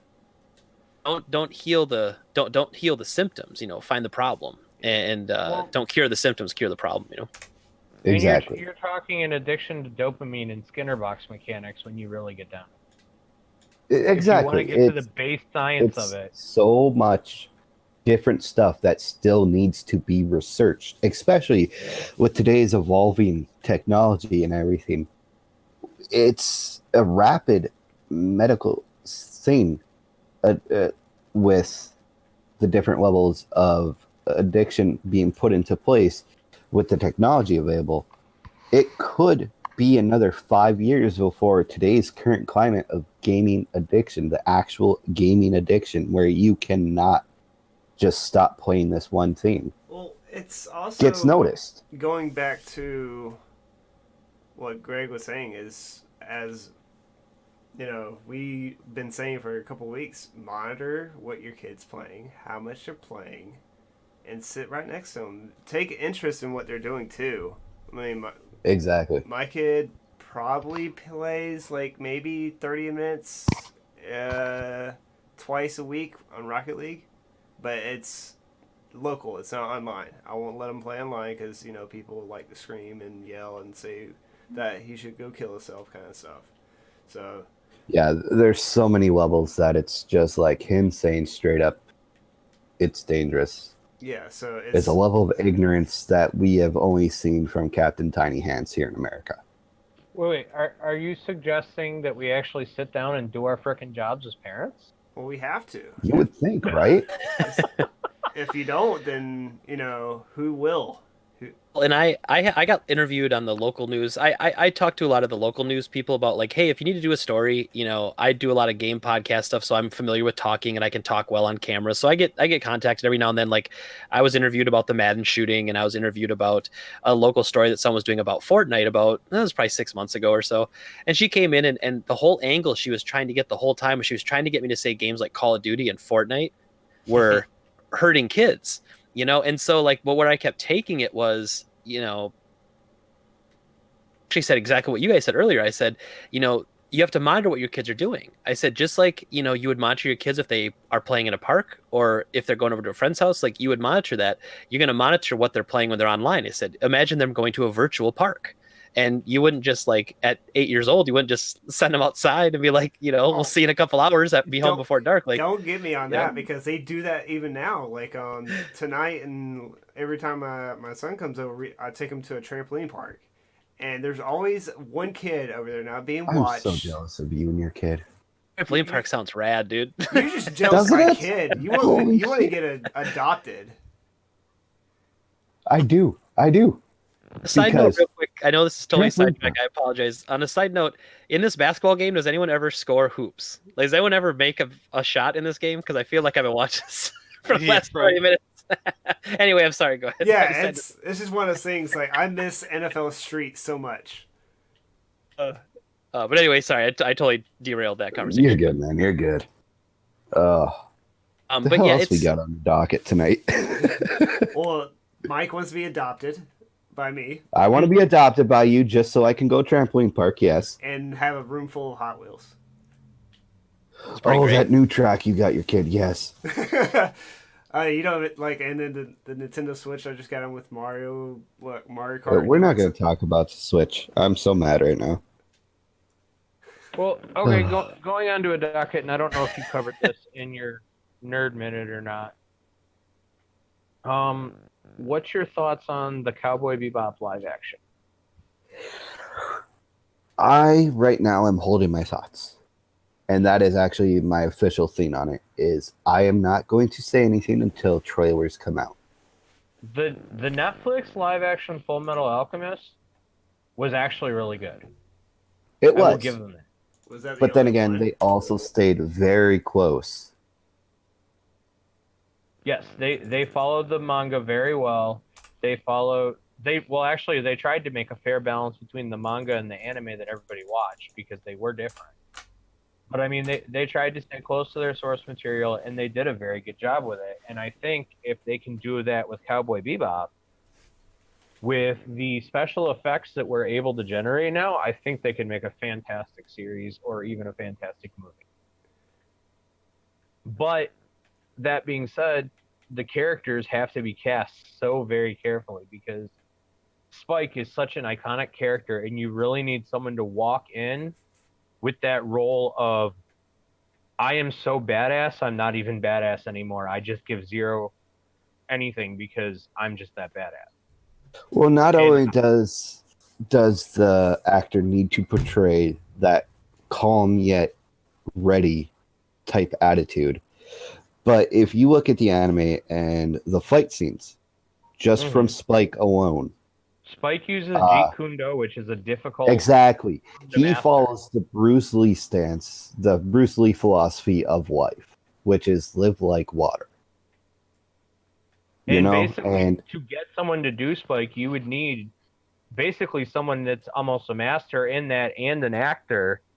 And the funny thing is, aside from Bruce Lee, a lot of people that follow Jeet Kune Do, because it is a lifestyle, could give two shits about acting. They're not interested in it. It's not purposeful. It doesn't serve a purpose, and so they don't really get into it. So I think they'd have a hard time casting. They would. The guy who is currently up for the Spike role, I haven't heard much about him. I've been in his IMDb. It looks good, but like I said, I am holding off till trailers just because I need to see it in action. That is something I cannot visualize. Well, we can't The wire Death this Note. either. The Death Note fucking movie I could visualize, and I could have told him that was going to be horrible from day one. Right. Ugh. But Moving again, on. like I said, with this, you can't use wire fu. You need the legit. You need someone that is legitimately a master of that particular martial art, and that's going to be the hardest part. Yeah, and if I'm hoping they're gonna do the Cowboy Bebop movie first, and before moving on to a series, because in the movie you got Spike, you got Faye, you got everybody, but it also highlights more of what Spike is about than anything, and that's where the Jeet Kune Do and all that come out, especially with the philosophy of live like water. Because stuff just rolled off. The only issue I ever had with Spike and his Jeet Kune Do is Bruce Lee would beat the shit out of him for smoking. Oh, 100%, and it'd be because awesome. nothing should go into your body that doesn't fuel it and make you ready for battle. And smoking would actually be a detriment, not a help. And Bruce Lee would be like, "What is wrong with you?" I cannot imagine a true follower of Jeet Kune Do. But I also understand it's an anime, it's made up, and they took some liberties, and he just picked the fighting style that worked for that character. Oh, yeah. But then again, the animation studio did a great job, whereas live action, it has to be live action. Ugh. But yeah, like I said, I'm going to wait till trailers, man. That's how I got to do it for this one. All right. Well, as long as we're talking series, you and I talked a little bit. Starship Troopers is supposed to be getting a TV series. I don't know. I said when I messaged Mike about this, I said it is going to be one of two things. It's either going to be epic, or it's going to be one of those things that is so freaking bad, it's just awesome to watch anyway because the amount of suck and fail is entertaining on its own level. Well, I've got the whole CG 1990s DVD set, and that was kind of funny. The ones with Casper Van Dien and stuff? Yeah, I believe so. Roughnecks, I think they're called. Yep. I've got that whole set. But I don't know. Which, by the way, the only one that was even remotely close to the books is the third one. I just remember watching it before school. That's all I remember. Because, well, I got curious, so I actually went and read the books on it. And you remember in the third one they had the giant mech suits and all that nonsense? That's the closest to the actual book that was written than anything else in the series, which was funny. All right, I'm going to put it this way for the Star Trooper series. If they don't manage to make that shitty-ass love triangle in the first movie, it'll be okay. Yeah, that was completely unnecessary to anything useful in the plot. Uh-huh. Although there were some very interesting scenes with Diz that were enjoyable, and we all know what I'm talking about, but it's PG-13, so we'll leave it at that. We gone beyond that tonight, dude. Don't worry about it. Yeah. I'm just saying, there were some nice moments in that movie. So I want to dip in something kind of combined too, real quick, and that's the whole. Everybody has probably heard it by now, the BioWare versus Kotaku, but also kind of integrate that with Jay's favorite Fallout 76, which I've heard has actually gotten better now. I don't know. I haven't been on in a while. What with this whole having a job thing? Yeah, but it goes to especially with Fallout 76, should the community be involved more like they were in Fallout 4 in Skyrim with modding that helped this to get back on track with 76, but with the whole Kotaku thing, it's a lot of different people were pulled different ways and not really Well, together with at the one. Kotaku scene, and this is the one and probably only time you'll ever hear me praise them, is they did an actual legitimate expose on the BioWare and crunch time thing. And I will applaud them on that. Do I like how they did it? Not quite, because they put a lot of names out there when it wasn't necessary. But putting to light how Anthem was pushed and, you know, how people were pretty much stressed to the point where the doctor would tell them, hey, take a month off, and they just never freaking came back. It was a good article. And it showed just,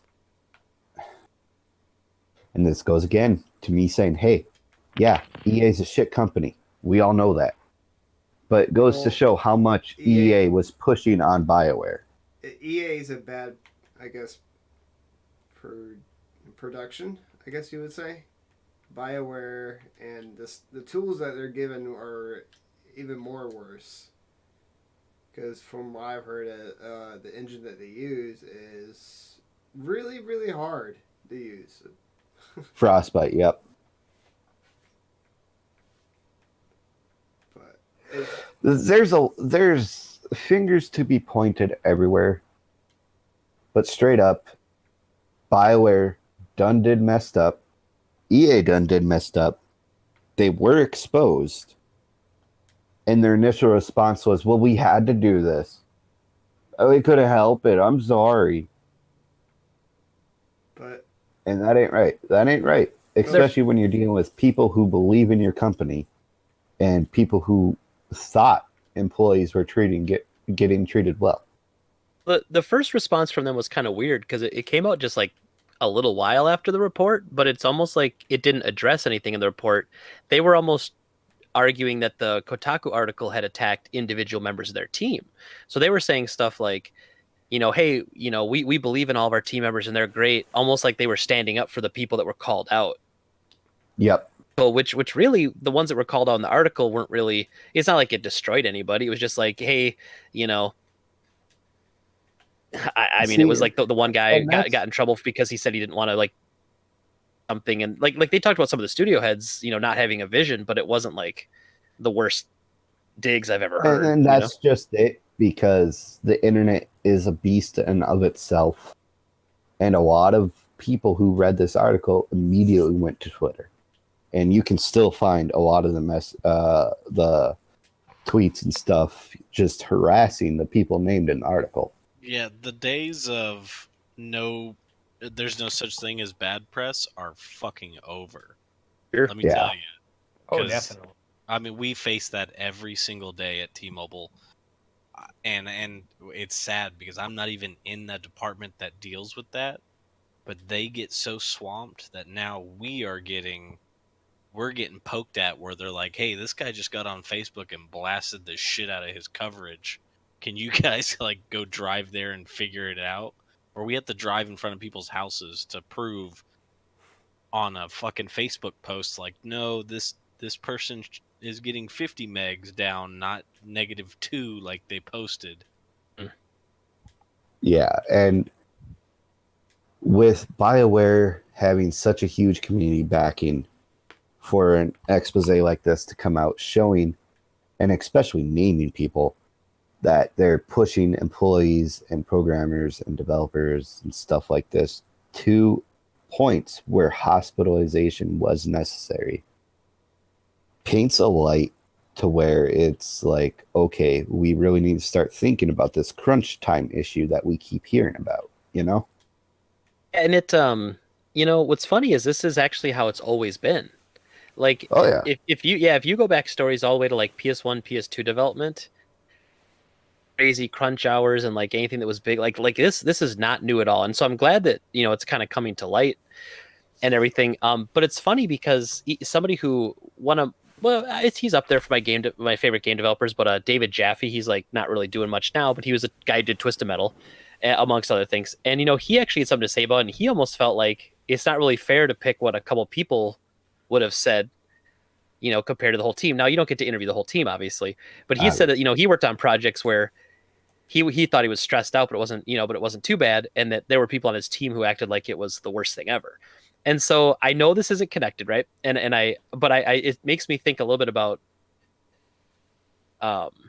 society we live in now, where it's almost like instant gratification, where it seems like less and less people want to work. So I'm not saying it is, but I'm saying, is that maybe the case here? Like where you've got workers that just don't want to put in the time. Now, of course, like you said, if you're getting to the point where you're hospitalized because of the stress, awful, Well, is that how we deal with stress, or is that I like the point you make there, because I do believe that's how EA was viewing Anthem, is an instant gratification thing. Hey, we got this amazing team. Look at all the work they did. Let's get them on this, and boom, another $1 billion. Whereas in BioWare, if you look at the reports they put out and the little internal email that's now out, you can straight up tell from the way that they're phrasing stuff that they're like, we did not mean for this to happen. We are sorry we have dragged people through the mud here. So the way it looks like is EA wanted Anthem and they wanted it now. And they pretty much, I don't want to say forced BioWare, but something along those lines of, we have to get it done by now. And there were no more deadline extensions, no more little favors to be had in those areas. So it's like they had to get a game out, and the employees suffered. Well, and everybody thought it was going to be early, though. Remember when? Well, I don't know if you remember, but I played the alpha, and we knew right away.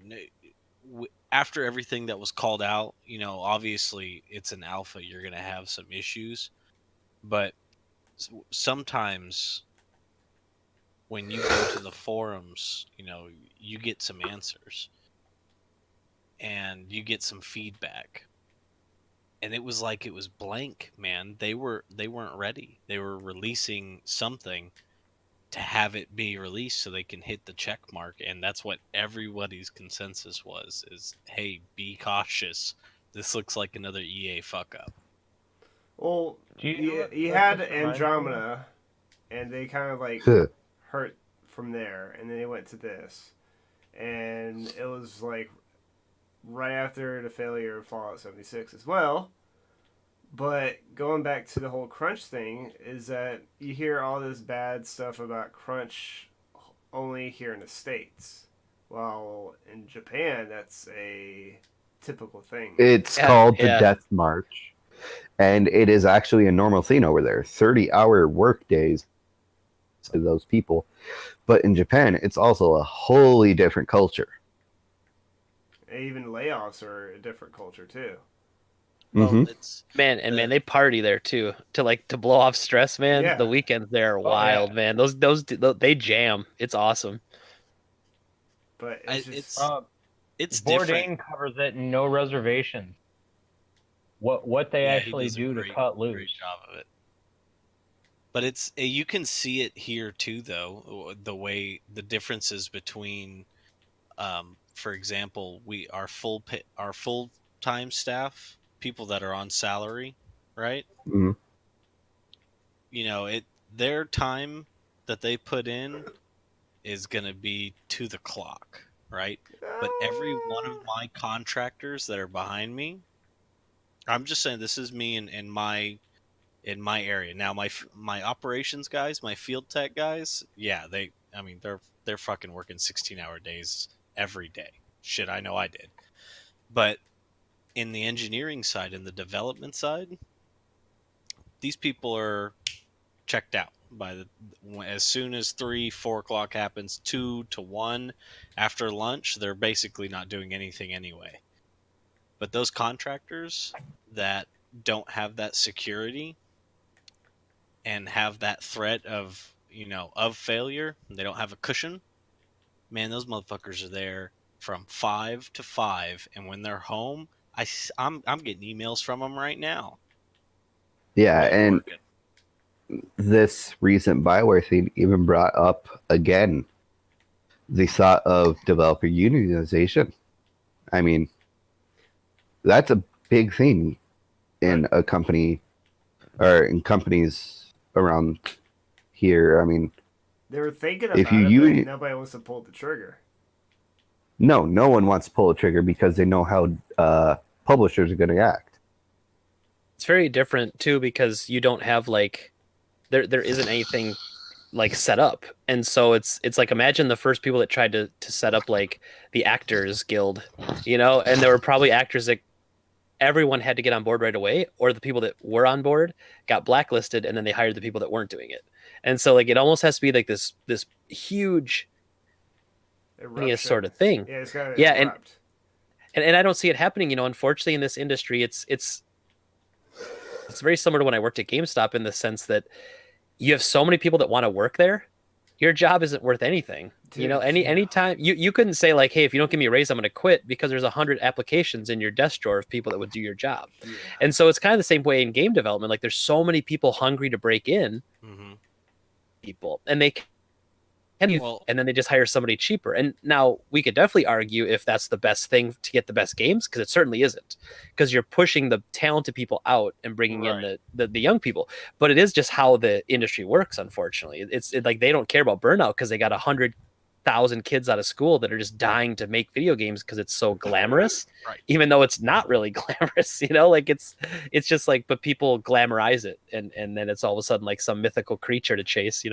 Well, that's the big issue is you've got art form and you've got people that tend to think that way, right? But in an electronic format, so their constant workload is just ridiculously strenuous in a different way. But if you're looking at the possibility of unionizing that, since it is an art form, it's not going to work very well. The reason why the Actors Guild can get away with it is because of the money that they have piled on top. Yeah. If you start doing that, you're looking at a team of developers that, like a Rockstar team. If they ever need to go anywhere else, if they have to look at a union, shit, they can kiss that fat paycheck goodbye. Here's the thing too, and it kind of compares to something I've dealt with a lot of discussion with a lot of people, and it's like Israel.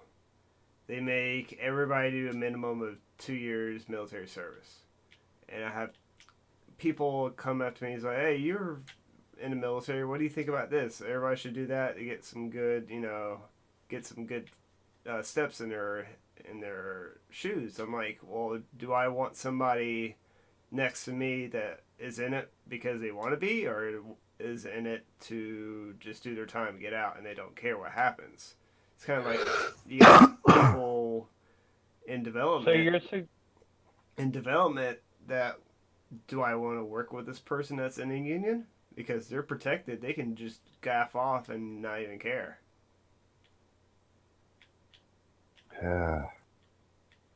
I see the comparison you're trying to make right there. Yeah. I feel more like it's a this is like the last sweatshop kind of deal. If that makes sense. If all the sweatshops weren't still around. But I mean, every pair of Nikes, buddy. But you don't see people running around screaming, oh, we've got to watch it with the video game industry because it's making things dangerous or anything like that. It's, you know what I mean? Yeah, I hear you. Probably won't though, because that's every industry everywhere. If you didn't have, an entire team of burnouts in every indry, then it's just not the way capitalism works. Yeah. Well, and that's a great point right there. Truth of it too is that we get the awesome ability to watch this industry completely grow in our lifetimes, right? Like the music industry's been around forever, the movie industry's been around forever. We get to watch the video game industry grow. And unfortunately, we get to see all the growing pains. And this is one of them, along with the burnout issue, along with everything. Like we're seeing the lowest of the lows with stuff like anti-consumer practices and the birth of microtransactions. And remember the online passes that are gone already? You know, we're going to live through all these horrible hiccups that the companies have to learn before they get to like the best version of themselves. And so while it's cool that we get to witness the birth of an industry, that means you have to watch like the crappy part of it while it figures itself out. Yeah. Yeah. Just like the internet. The internet was really crappy when it first came out. And now it's crappy again. Yeah, Yeah. coming full circle. But it was great for a while. We had a really good run, boys. Yeah. Well, that's the problem with the speed of any industry now, is that the ups and downs before you were reading through newspaper and just kind of seeing the fallout through, you know, whatever the direct media feeds were giving you. Now it's at our fingertips at every waking moment. So we're just seeing it play out in real time. Yeah, and Yep, I guess and it does sadly- open that window. Yeah, and it opens that window like you get to see the whole world now. It's kind of like in real life where, you know, you think that the world's a worse place than it used to be. Well, it's not necessarily. It's just that you have instant access to see all the horrible things going on at once. Yeah, there's always You know, it's, And you always get to hear that small minority just shouting it from the rooftops. When, not only that, but half of it might not be true. cut out there, bud. I said sometimes, like, you just find something on the internet, it might not be true either. Yep. Yeah. Yep. Wait. Yes. Are you saying Ninja doesn't have Yigma? Ugh. I had to. I'm sorry. We get all Debbie Downer in here. I need a comedic break, okay? This honestly brings me up, though. If you guys remember the song from the 90s, Everybody's Free to Wear Sunscreen, the Baz Luhrmann one, he talks about how everybody rationalizes that the world was better when you were young. Politicians were honest, prices were reasonable, products were made to last, etc. When in reality, politicians have always lied, prices have always sucked, someone was always taking advantage of somebody else. You just want to rationalize that when you were a kid, it wasn't so. Like, to a degree, it's always kind of been this way. It's just we have a bigger ability to see it and call out the bullshit. All that and my body didn't talk to me in the same way it's talking now. Makes us natural. Exactly. And coffee isn't part of my blood system back then. You still have I don't blood in your think- coffee system? So I'm working on it, okay? I'm gonna take this pause, and I'm gonna bring up the rumor of From Software and George R.R. Martin teaming up potentially. Well, he'd finally be able to kill everybody. So, well, here's what I'm saying. I don't know how big of fans you guys are of A Song of Ice and Fire, Game of Thrones, if you're just watching the shows. I've enjoyed the book thoroughly. Right. Well, in I've high watched school the shows as a they little were bit. coming out. In high school, as they were coming out, that was my thing because I was grounded 6 months at a time every year. Sounds like So- my whole not adult, but my whole high school life. Yeah, I mean, it was. I'd start the year out kind of good, and then I'd get around. Here comes the second semester. All right, done. So, anyway, big fan, right? The detail of every one of those books and everything he has written outside of the direct line of books that would be able to support it, you're talking the level of detail that writers would have to go through several years to create. Well, here's the next thing. Well- is, will he ever finish it?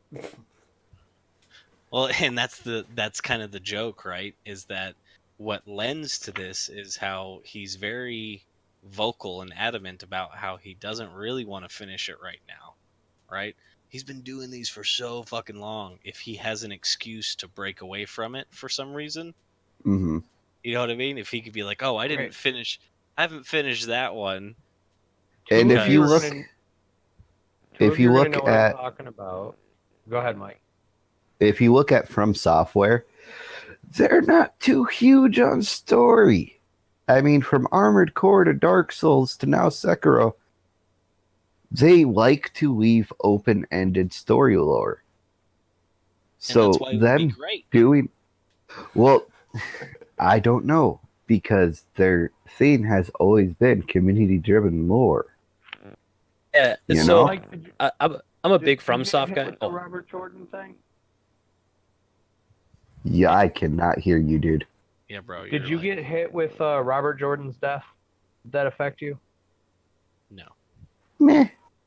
Were Not you really. reading the Wheel of Time series at all? No.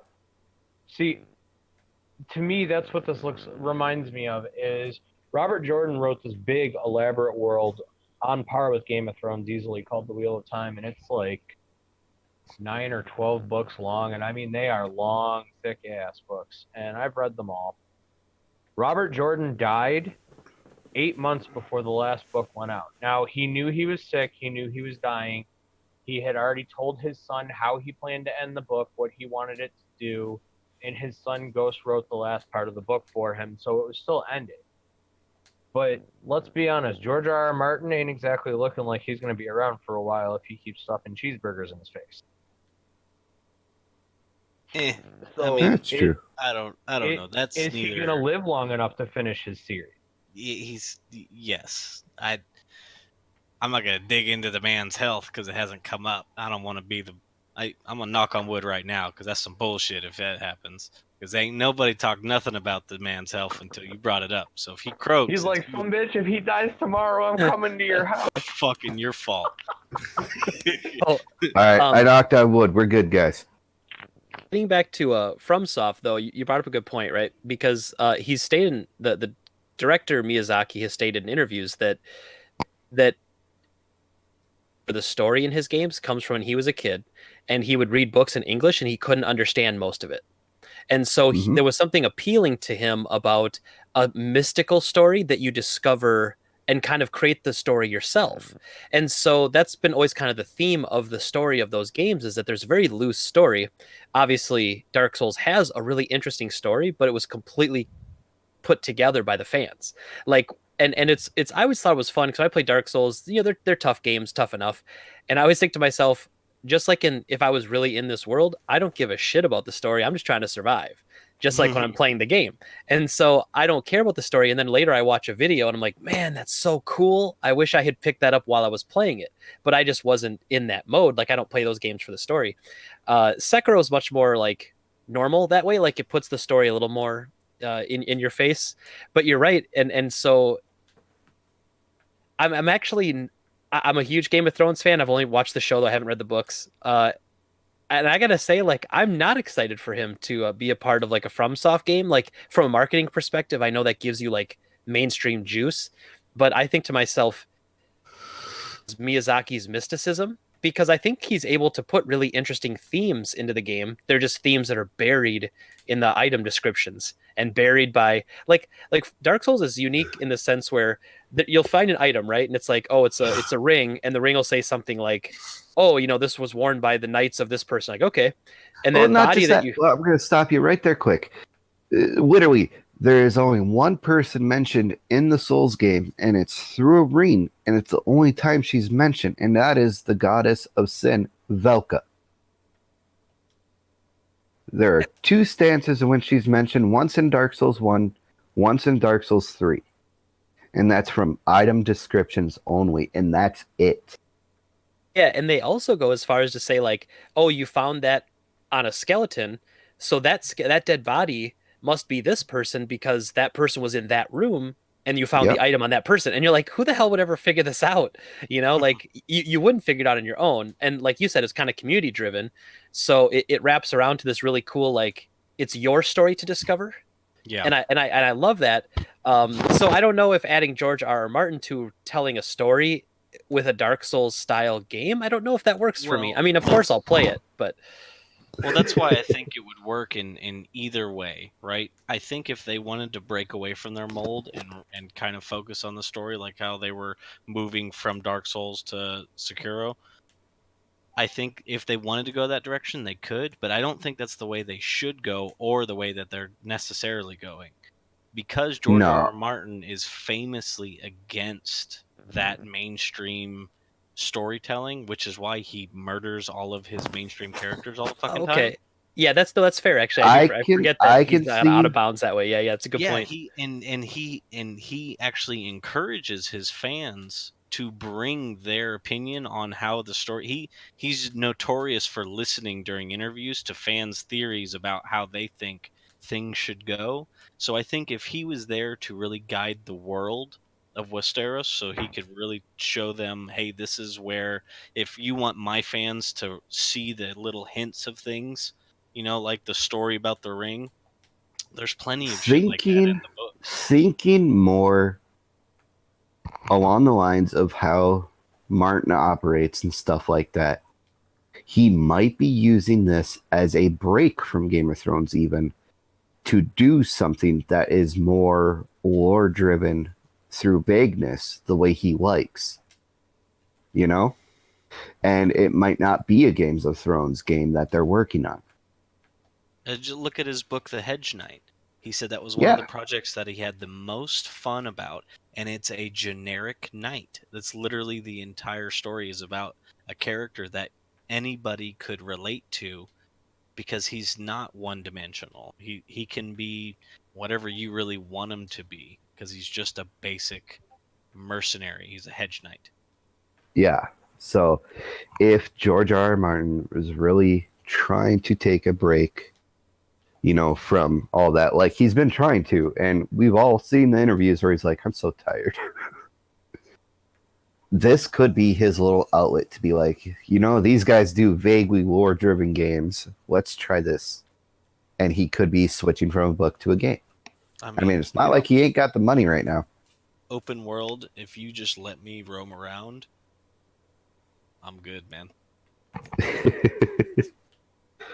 George R. R. Martin, Joss Whedon, and Stephen Moffat walk into a bar, and everybody you ever loved died.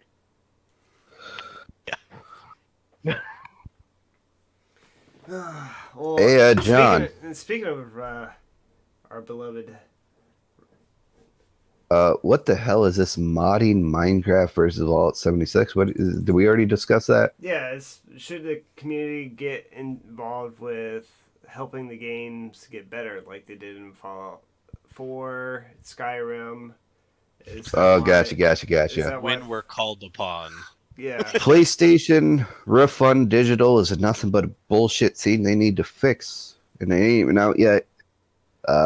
What's the Cyberpunk failed missions? Oh, you can't fail a active mission unless you die in Cyberpunk. Oh, I heard about that. That sounds interesting. So the story or the concept is that the story will still go on. The consequences, like we've been hearing, will go.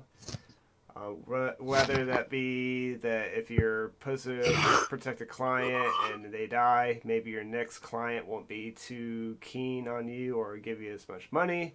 But like say if you get sidetracked on a side quote mission while you're supposed to be protecting a client and that client's dead, you won't restart that client mission. It will continue as intended, and the only thing that would give you a game over screen is if you actually die. Yeah, that's interesting. The early Armored Cores were like that on PS1 and PS2. Like if you failed a mission, yeah, they were. Yeah, it would kick you back, but like you had to pay to repair your core. But like you continued on, so like you had to save before every mission, because if you lost and you didn't have any money, like you couldn't play. But that's a really common theme in a lot of PC games that I play, like Eve, for example. If you didn't pay for the insurance on your ship, you had to find a way to get your little fucking pod out there. Head on back, and it took an hour. By the way, Greg, this is a portion of the podcast where I'm like, okay, I'm getting tired. I'm going to try to bullet point these things. Hey, that's great. Right? It's all good. Yeah, because I've got to 8 o'clock, get up, let's go. We got a pool. Oh, Florida, we got a pool party tomorrow. Today, and I got to do it again tomorrow. So, Drive Club server shutting down. Gran Turismo's upcoming. What's that?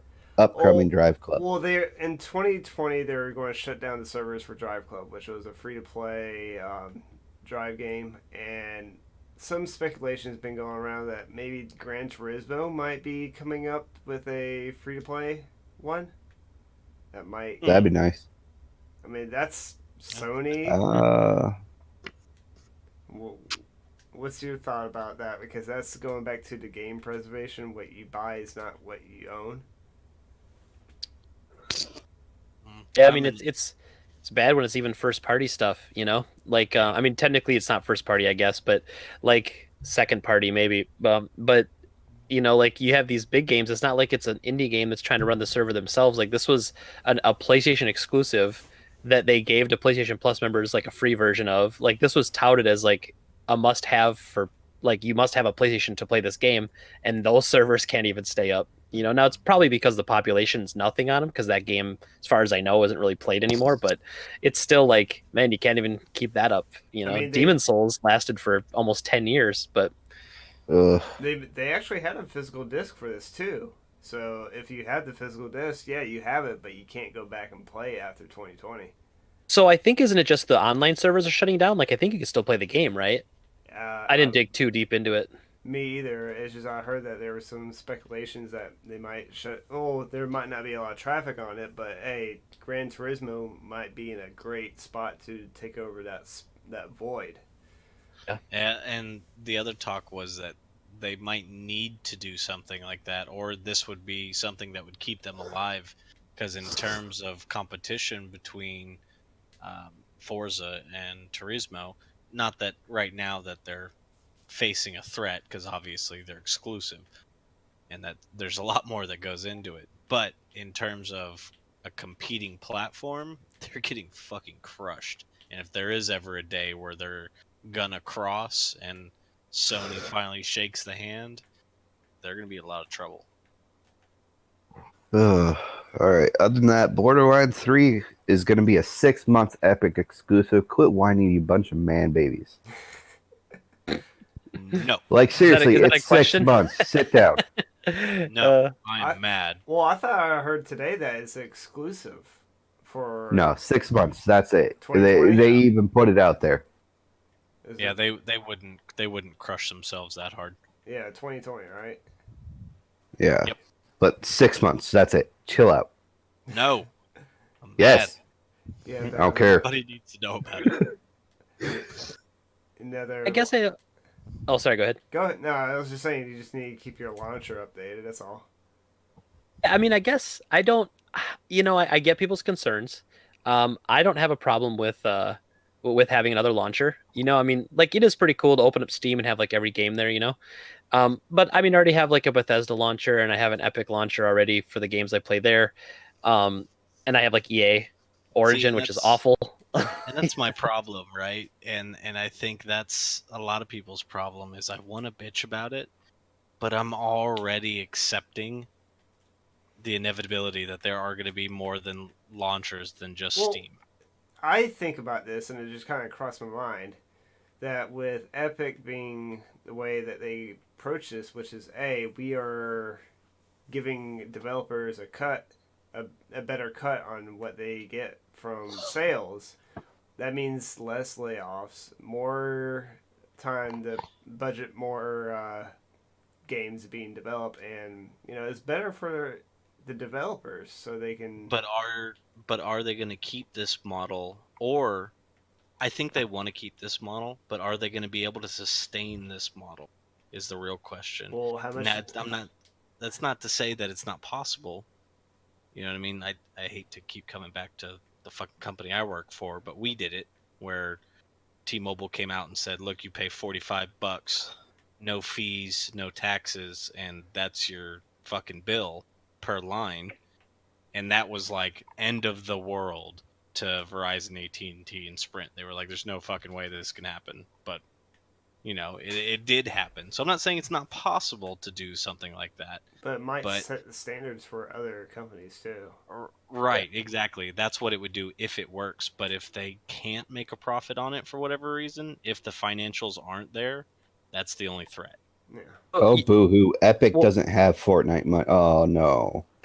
Well, and you guys bring up a good point, though, right? Because I forget who said it just now, but basically, you've got people who are always pro dev, right?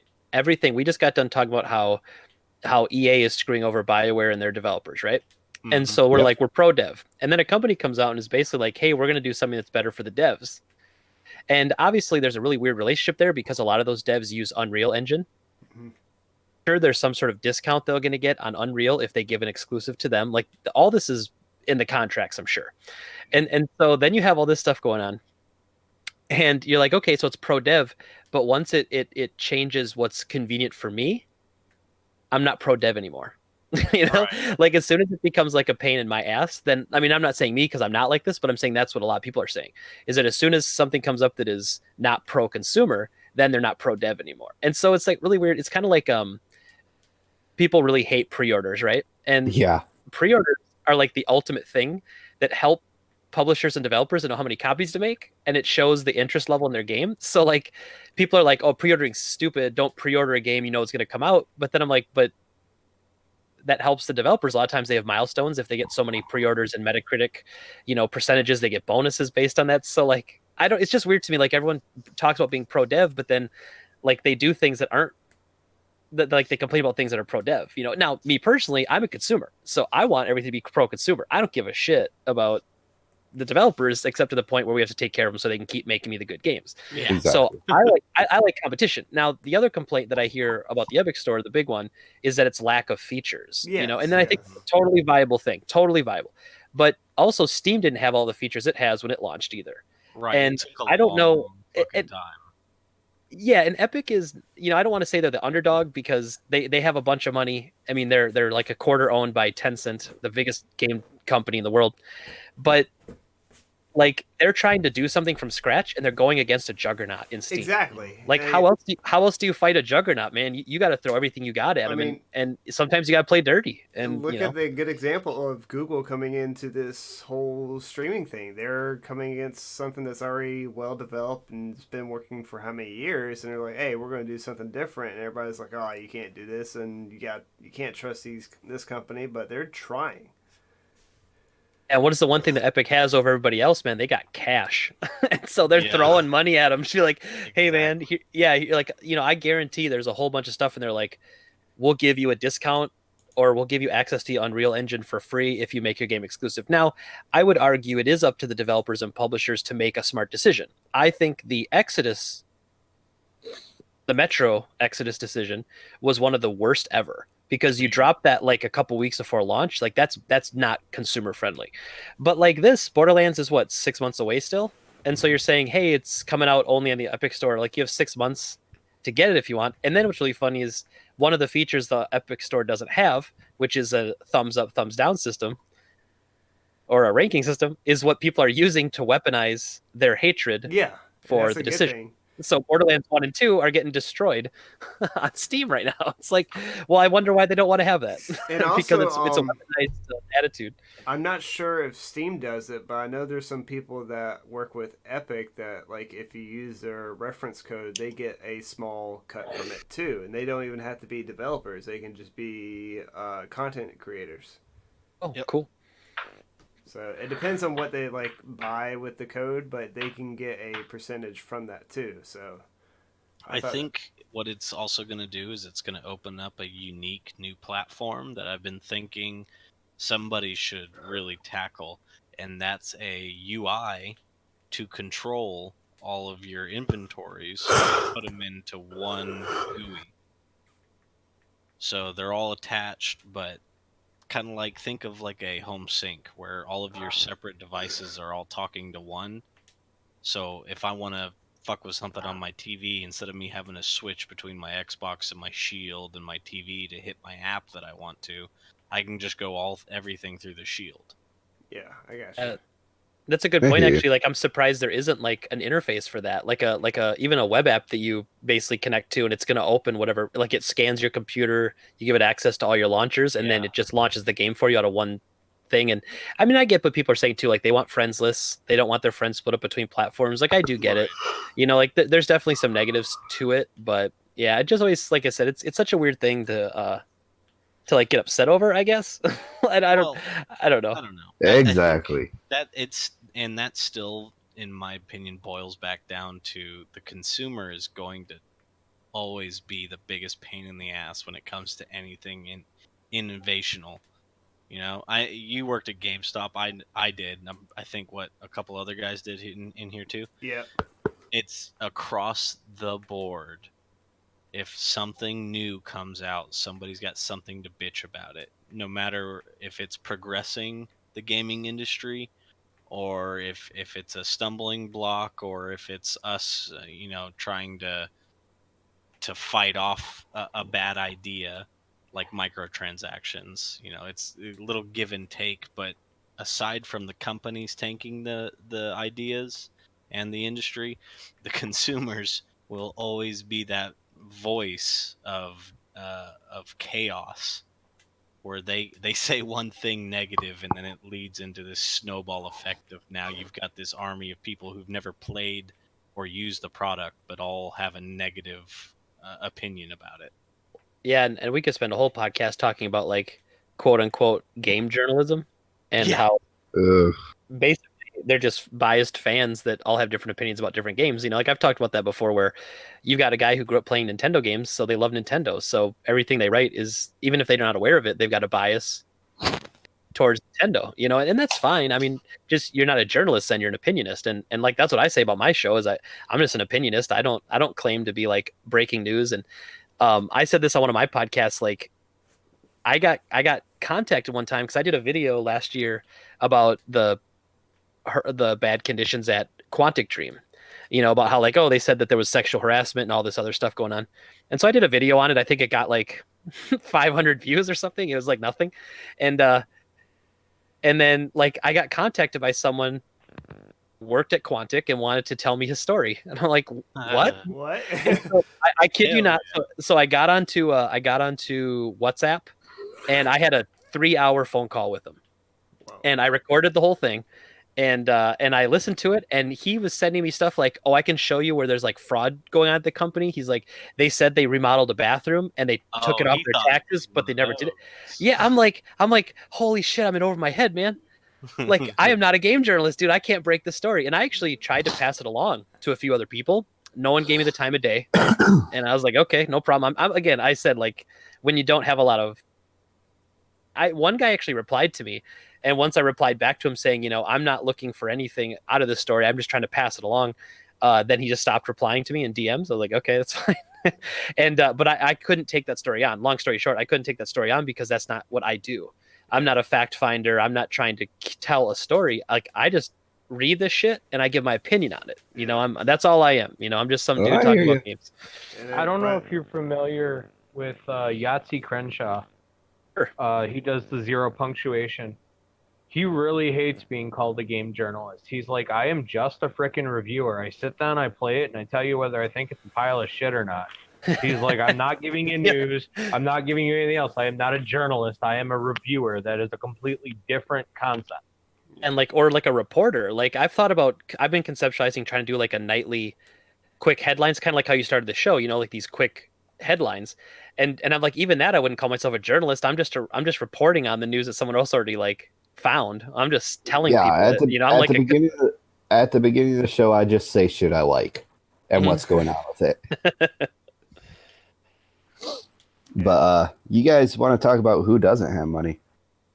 GameStop. Nice segue. That is a grade A segue, man. That is that is delicious. Indeed. I try. But yeah, And let me GameStop tell you, I'm actually just crying into my pillow on this. GameStop actually withheld its what is it now? Q1. This last one, 4. But either way, they withheld their earnings report. I think they're gonna withhold their next one. I think is what they said. Yeah. Q1 they're gonna do. Yeah, the Bloomberg Holdings was estimated at 803 million, and it's turning out they only made 683 million. But it's still millions. It's still millions, but it's a couple hundred million short. Well, it's just proving that they're going to have to change their model on a epic scale. Well, they need. Even What, you mean like actually treat us like human beings? No, I think No. No, No. That's It's 100% past consumerism at this it's point. it's sad that all four of us said no to that. That's not gonna happen. Because like, well, it's retail. Let's be honest. We're talking changing a business tactic, not freaking miracles here. well, the thing is, like, the way it's looking, if GameStop doesn't do a total restructuring instead of the shifting hours and pre-orders and stuff like this, if they do not do pretty much an entire company overhaul, GameStop will not make it 2022.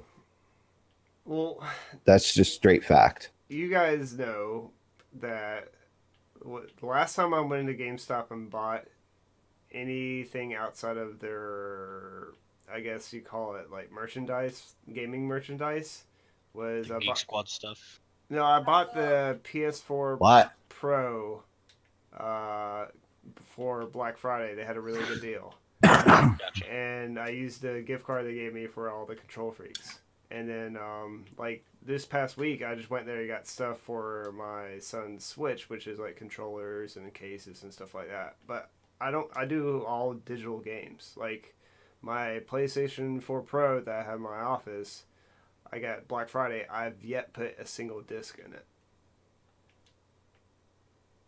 So it's one of those things. Digital is becoming more relevant-ish, but also like I went to go look at. Hey, let's see. Let's get a Mario game for my son's Switch. It's only $5 cheaper than the actual new one, pre-owned. It's like And how much do they try to push on you? it's $54.99 used. So I was like, dude, I'll just No, I mean, like, what extra did they try to push on you at checkout? none, because I just None?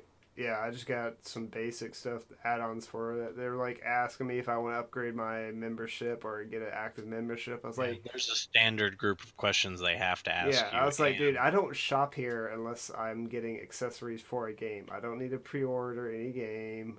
It depends on the salesperson on whether Exactly. or not they continue afterwards, and that's just retail across the board, man. Yeah, And because I worked there. I opened up a store back when Call of Duty Modern Warfare 2, right before that came out.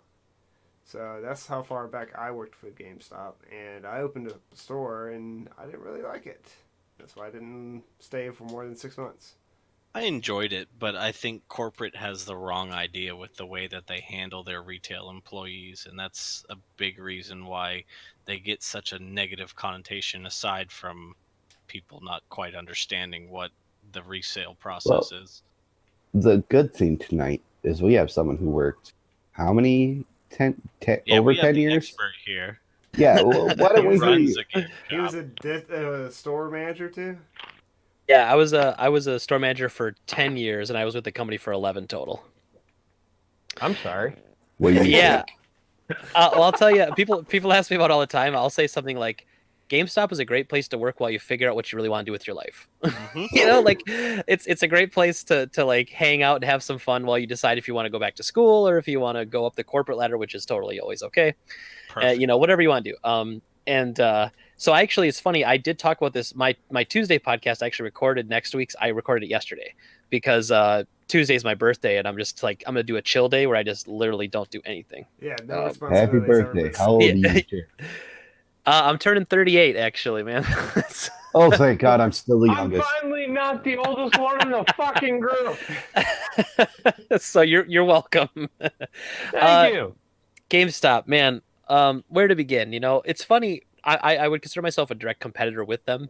We do pretty much the same thing. I mean, I don't really do new games like they do, but we're both in the business. And I'll be honest. So my first reaction to GameStop closing is I think it's actually a bad thing. And I know people are gonna think I'm crazy, but no. when Not here. when they're one of the only companies get in as many new games as stores like Walmart, Target, and Best Buy. So you have another company that people are using to buy new games that eventually become used games and eventually cycle down to me. I get the scraps. It's all good. I have no qualms about what I do. I'm a bottom feeder. But so I like it for that reason. I also think similar to like Best Buy and other companies, we shouldn't wish for them to fail. We should wish for them to get better. And everything we've said about him though is true. And I never really hated the company per se. My upper and middle management was just shit. Like at the regional level, uh, he was awful. My district manager, who is actually a friend of mine, but he was a bad district manager, and so he didn't know how to motivate his people because, at that point, to work hard for the company, we don't give a shit about the company. But I'd work hard for my boss, who is a person who I talk to and who I want to take care of and who takes care of me. You make those personal kind of connections. But the issue I always had though was the competitive nature of the internal competition. GameStop was not externally competitive with anybody. They didn't give a shit about price matching. They didn't care about anything else with other companies outside of us, but internally they made us fight between store to store like we were enemies. And so, like so much so that you were like, I'm going to steal your customer away and get pre-orders instead because I need that pre-order for my numbers for this week. But not only that, they did that with their employees at that store as well, because you had at to the get store level, it was bad. Yeah, absolutely. I mean, I had a regional who thought that every store every year should cut their bottom 10% of their like performers, which really is realistically in a store is what, like one person, Yeah, right. And so it's like I'm like, well, my store was in the top 1% for like 5 years in a row. So I was supposed to take like my shittiest person is better than that store's best person, but I'm supposed to fire them. Like that doesn't make any sense, Right. And so that strategy worked for a while, and GameStop was very successful for many years and they positioned themselves really well. And I loved the company because they always pivoted, right? Like when something was starting to not be good, they'd get out of, when I was there at Software Etc., we used to sell video cards and computer parts. Well, when that wasn't really the thing anymore, they pivoted out of that, and then we used to do t-shirts and toys. They pivoted out of that, which now is all they carry. But back then they pivoted out of it. They didn't see retro being successful about 15 years ago, which was true. So they pivoted out of retro and they stuck with the modern. And so they're always, yeah. And now they want modern. And now they want retro back. So they've always been a company that pivots. GameStop, it's always weird is like their stock is shit. It's always kind of been shitty for what they do. And GameStop is like when GameStop bought EB Games, I was there for that transition. When GameStop bought EB Games stock was like 4 times higher than GameStop's. And that company was hemorrhaging money like bad. And so they were doing things that were good for stockholders, bad for the company. And when I saw GameStop become publicly traded, I was there when they went publicly traded. They started doing things to appease stockholders, and these were things that were directly not helping the company be more successful. And so it's interesting when you see that. So on the flip side of that, you have the stock in the toilet right now, the worst it's been since like 2004 or something. And what's funny is they're putting money in the bank every year. Yeah. They're a company that makes money, but their company doesn't make money in a way that appeases stockholders. So the best thing that could happen to GameStop would to have somebody, some rich person to be like, I've always wanted to own a game company. Yep. Controlling stock in the company, take it off the publicly traded market and just make it like a private company again. Or a conglomerate taking over that doesn't really care so much about what ends up and put somebody in place that would have some vested interest in the company to take it where it needs to go. And company that though would have to be somebody who, like you said, wants the company to succeed, because oftentimes like these angel investors come in and these groups, these financial groups come in and their idea is to jump in, squeeze as much cash out of it as they can, and then take off. Right. Somebody who's willing to nurse the project. Yeah, and so you have to look for that perfect investor who's going to do that, which I'm going to guess there aren't a lot out there. That's how they... How many times have they tried to sell and they can't get a good price? Right. Yeah, it depends on... They would probably have to look outside of the U.S. and primarily focus on some region that's succeeding but struggling at the same time, which is the EU. Germany is the answer. and so like there's two points I'll make, and I'll try to be brief because I know we're going long here and I don't want to take up all your guys' time to talk about it too. But there's 2 points I want to make, and the first one is one thing that GameStop's always done poorly is that they don't care about things they can't quantify. So for instance, they know if your store gets 100 payroll hours a week, if they cut 10 hours from everybody, they'll save X amount of dollars, let's say $1 million, right? And so they can quantify that. They can go to they're corporate overlords, and they can go to their stockholders and say, look, we'll shave $1 million off the budget just this week because we want to make up for a bad quarter. And the stock doesn't really react to that, but they do it anyway. But what you can't quantify is how many sales you're losing because you didn't have enough people in place customer service. And there's no way to quantify that, how many customers you lost. Or and so they cut the hours, the morale's in the shitter, and sales are now affected that way because you guys are being forced to ask for these pre-orders and being forced to ask for the accounts, and it causes situations where they're like, well, yeah, I'll do it if you shake my hand, but now you're telling me that I only get 22 hours a week, right? And you want me to jump through hoops? Fuck off. We literally sell fun for a living. I mean, if you can't enjoy this, you can go get paid 3 times as much to work in a shitty factory if you're going to hate your job. You might as well go do that. Why work in a store that sells video games just because it sells games? But then the second point I want to make, though, is, and I've been spreading some GameStop love here. I like them. I want to see them improve, much like Best Buy over the last 5 to 10 years has really turned it around. I want to see that. I don't want to see them close. But with that being said, I still don't understand, like, on what planet they exist where they find that their profit margins are acceptable, and they wonder why they have a bad reputation, right? And so, look, I buy and sell used stuff every single day. So yes, if it's a new game that just came out, we're going to sell it used for $44.99. They're going to sell it for $54.99. When I buy it for $45, I'm usually paying between $21 and $30, depending on how new it is. Try to beat about 50%, a little bit over if it's like, say it just came out, or even if it's a game like for Switch, I'll just pay $30 for that all day because I'll sell it in the hour that I put it on the shelf. Yeah. And so I look at I straight up am on GameStop's website every day. Everything that we sell that they sell, I compare our trade prices and our sale prices to them. And that's a good ethic. You want to be better for your customers, but you don't need to make Yeah. And I just went after them. I said I used to work there. I know how their system works. And I didn't need to use their website because for the longest time they didn't have their trade prices on the website. We would just look at what they were selling stuff for. We would undercut them. And I knew based on what they were selling it for, what they were paying because I knew their formula. And so every now and then, though, I'll come across something that is just to me, and so the 2 examples I would use is the first one I would use is Xbox 360 Slims. So the 4 gigabyte systems,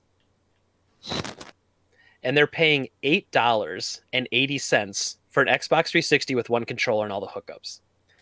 Now, you could argue that the reason they're paying so low is because they have so many, right? And you're like, okay, that makes sense. If you have so many that you don't want to buy anymore, you lower the price to discourage people from selling it.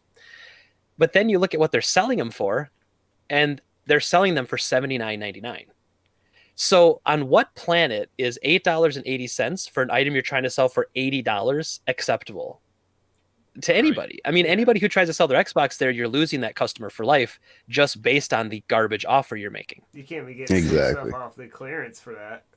Yeah, that's why they need a dramatic leadership change, and why I said they really need a visionary. Because if they say we're going to bring in somebody that's going to change the game, you can't take that at face value. It really has to be somebody who's like, hey, we're about to piss off a bunch of fucking people because we are no longer going to be making these margins. We have to be realistic with what our company and not just that, but if they are going to turn into, and this may not even be the right term, but a more consumer-friendly company again, they may have to lose money to get back in the good standing to where they can make money again, Yeah, and it's, I always say it's like perception is reality, and so at my store, there's a perception that we pay more than everybody else. Now, it's probably true 90% of the time, but there are certainly times when there's a game we have a shitload of copies of, and I'm like, sorry, man, we're only paying 50 cents for this game because I have 20 of them, and I'm probably not going to sell any of those anytime this week. And so if another store doesn't have any or has 1 or 2, they might be paying $2 or $3 for it. Mm-hmm. Because it's so we're not always gonna have it, but the perception of my store is that we always pay more, and so we build up a reputation with that. Well, the perception of GameStop right now is that they don't pay anything. Like there's the memes and there's the jokes, and so I decided, I thought, okay, well, Xbox might be a bad example because there are a lot of 360s out there. It's a pretty dead system for us right now. They're not really selling, and we have ours at $49.99, and I'm not even really selling them at $50. So I don't know how they're thinking they could sell them at 80. But so I looked up Sekiro, which is a week old. It's 2 weeks old, I guess, today. 2 weeks old. They're paying $16 for it and selling it for $54.99. What? Wow, that's a little Yep. intense. It's madness. And you can't tell me that, well, they must have a lot of copies of Sekiro. They don't. Because they don't, you know? And so as much as I want that company to step up, they mental issues with, and you could tell what they're doing, right? They don't make any money on new games. If you've ever looked at a P&L for a GameStop, a new game typically costs GameStop about $48 to $52 to sell for $60. I mean, I'm the first to admit, as a business owner, those margins are garbage. I wouldn't make a business with margins like that. And are So those you gotta- margins post overhead? I mean, that's just straight number to number. So that doesn't count that. Technically, that Yeah, wouldn't doesn't count the count stocking time. All the, laborers yeah, that's and- straight up. That's the price from manufacturer to shelf. Oh, I mean, that's bonkers, you know, that they don't make any money that way. And that's really was their business model, right? They doubled down on pre-orders and new releases and pre-order bonuses when that's the category that makes them the least amount of money. And the category that so what they said was, well, since we don't make any money on that, we have to make all of our money on used. So we're just going to slowly shave off, you know, Yep. profit we can out of used. But what they didn't realize was they were slowly, because I mean, I had a customer the other day come in and say that about the Xboxes, and he said, he's like, I'll just never go there. He's like, I shouldn't have went there in the first place, but I'll never go back. And I'm like, that really sucks. I mean, they lost a customer forever, and they don't know that because they can't quantify a customer they lost, so they don't even think about it. And to your point earlier about the visionary that's going to have to take over, I really believe it's got to be somebody who came up through the system who worked in the stores, because when I was there. Probably about halfway through my tenure there was a guy who was like the VP of stores, and he was somebody who was an assistant store manager who worked his way up through software, etc., through GameStop. He worked himself to the corporate ladder. He worked all the way up from assistant store manager to the VP of all stores. I left, and they replaced him with someone from outside the company because there was like, oh, now we're going to hire a guy who used to be CEO of Playboy, and now we're going to hire a guy who used to be a CEO of the biggest supermarket the chain in the CEO Midwest. hopping, that's like And you're like, end of the company.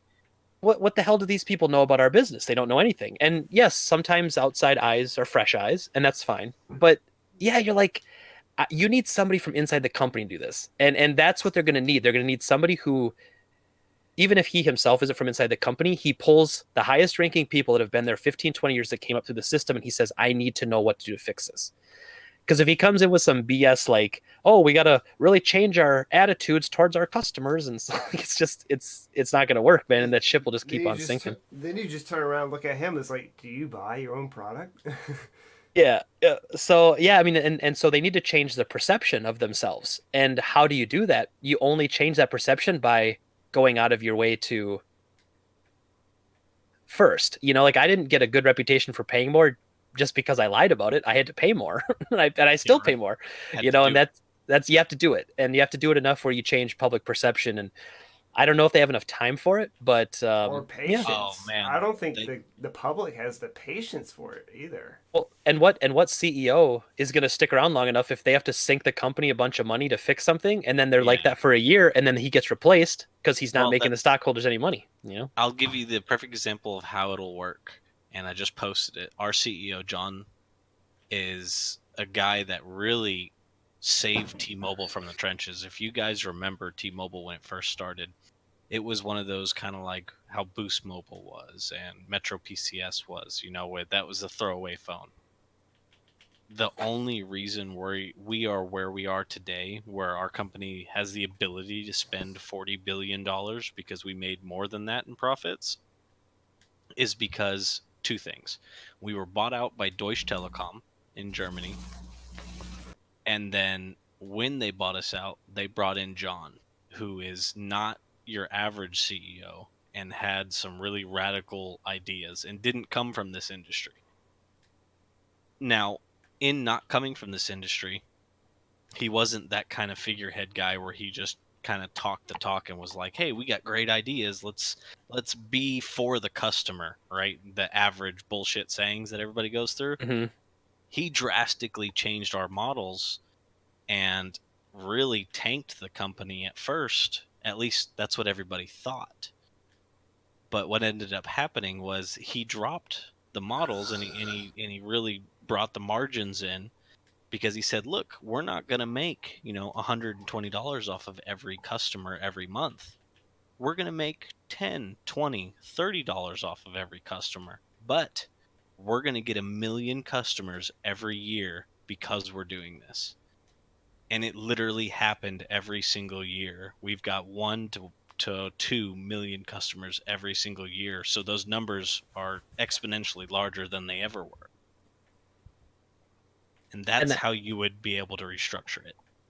Yeah, and even like the little things, and I actually say that you can't sweat the small stuff all the time. And I know I'm a small business compared to like a giant like you work for, but like if someone has an issue, I don't worry about the $5 that I had to return for a game that might have been broken or something. Right. I make sure that the customer has a good experience because that customer is worth so much more over the next 10 years Retention. than a little bit, than a little bit of money I'm gonna save. Like, and I talk store owners in my city, we all try to be pretty civil with each other. And one of them I worked with at GameStop, so his dad bought a game store for him to kind of run, and they're struggling, and he's telling me some of these stories though, and he's like, "Oh yeah, this one customer, they bought something, and I think their return policy there is only like 7 days. We do 30 days on our defective stuff, and they're like."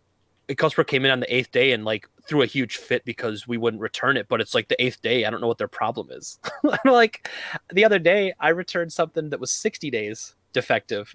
Right. And I'm like, but I took care of that person, and I've never seen someone be more happy. And they came back in already and spent that much more money towards something else. Yeah, and it's just like I work for Terminex, and depending on the size of the house, you can have anything from a quarterly pest service be from 79 to 129. And if I have a customer that's at like 100, it's like, look, my bills keep on coming up, and I can see they're kind of upset. It's like, look, I'll put you down to 79. Just stay with me as a customer. That way, I still have a job at the end of the month, and you still have what you want as pest control. But hey, we're helping each other, and my boss is happy that I'm not losing another account. That's Right. Again, Mm-hmm. with my policy of not mentioning my employer on the air and just leaving it away from that, one of the things I like is that I'm completely empowered as a cashier to give a discount of up to $50 off any product for any reason that I see fit. So my customer comes up to me and goes, "Hey, I bought this cheap set of screwdrivers the other day for $3. I took it home. The fucking thing broke the first night I used it. Now I'm buying this $10 set of screwdrivers." I can be like, "You know what, man? I'm really sorry about that. How about I knock off $3 so that we cover the cost of that old set? We'll just call it good." And that's brilliant. It was $3. It did not hurt my company in the least, but I just made a customer for life because, hey, I just hooked him up and I made him feel a little bit better that I listened to his problem and I gave him a little bit something for having to come back.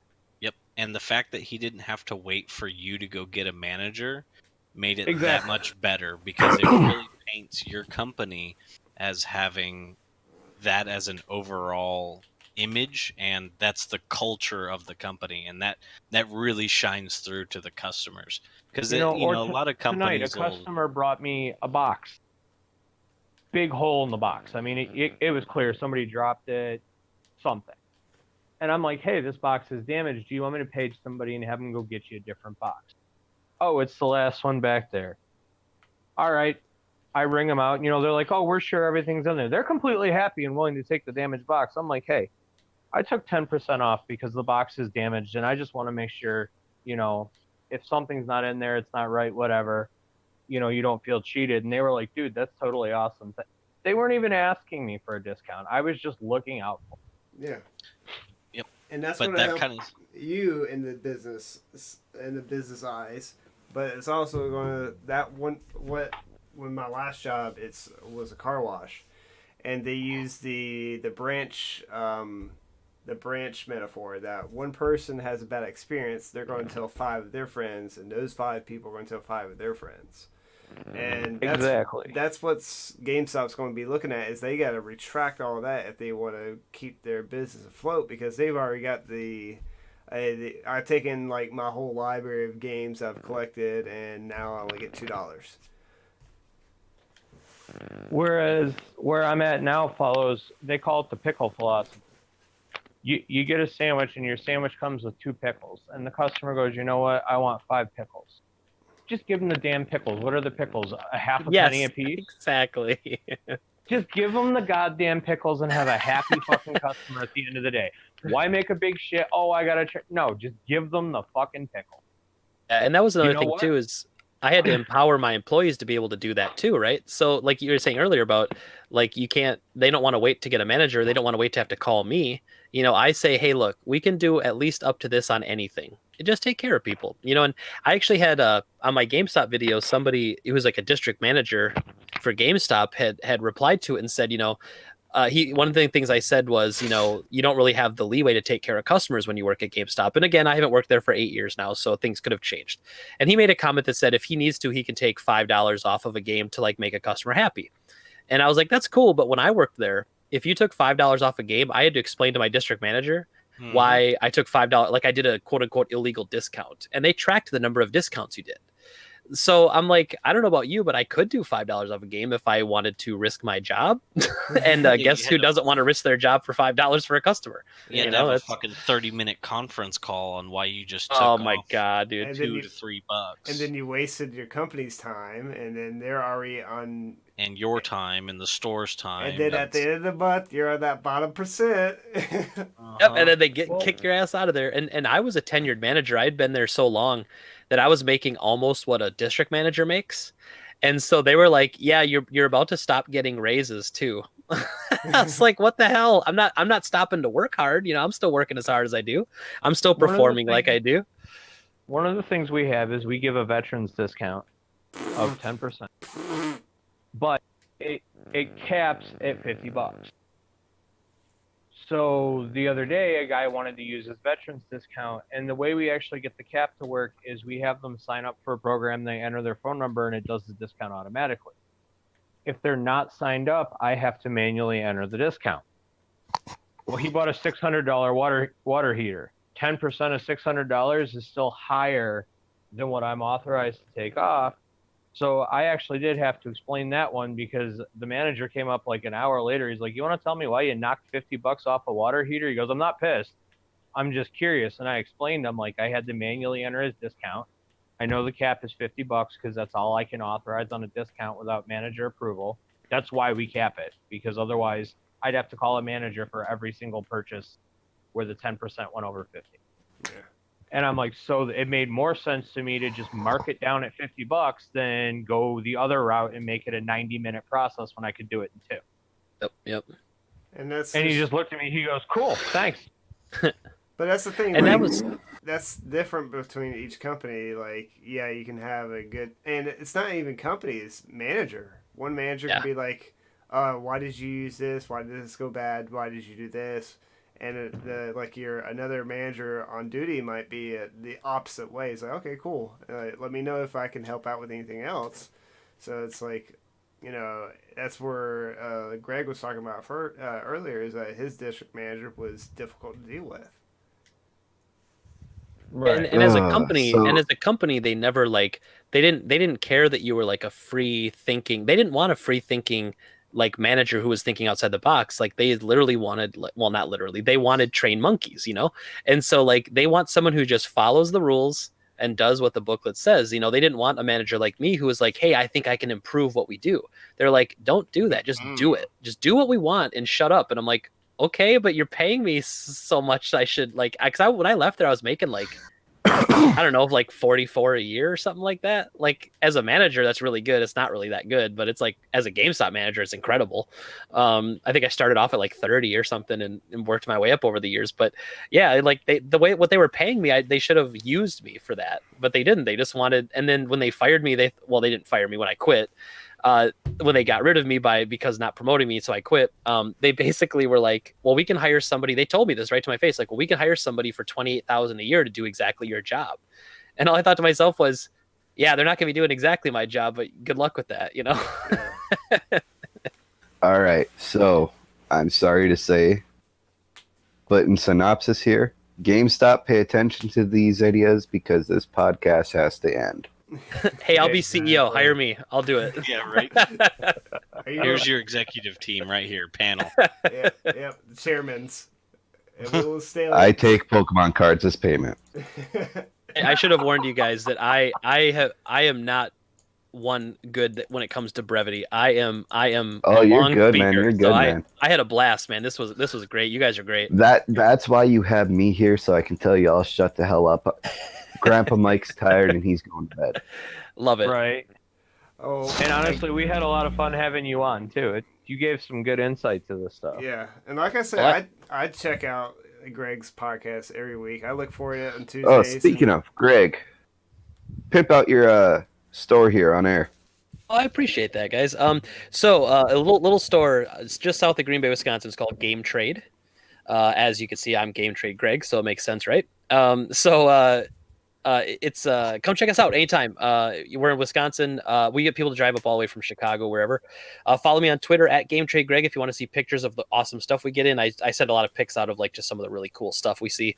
And then if you're interested in my podcast, you can look it up. It's called Game Talk Radio, and that's on SoundCloud or iTunes. You can find it there. And of course, I have the YouTube channels that drop rate, but I do that with a couple other guys, so not all the content's mine, but you can come hang if you want. Yeah, because like he's Good got shit. he's got a picture Do from you March. offer shipping? No, we keep everything local, baby.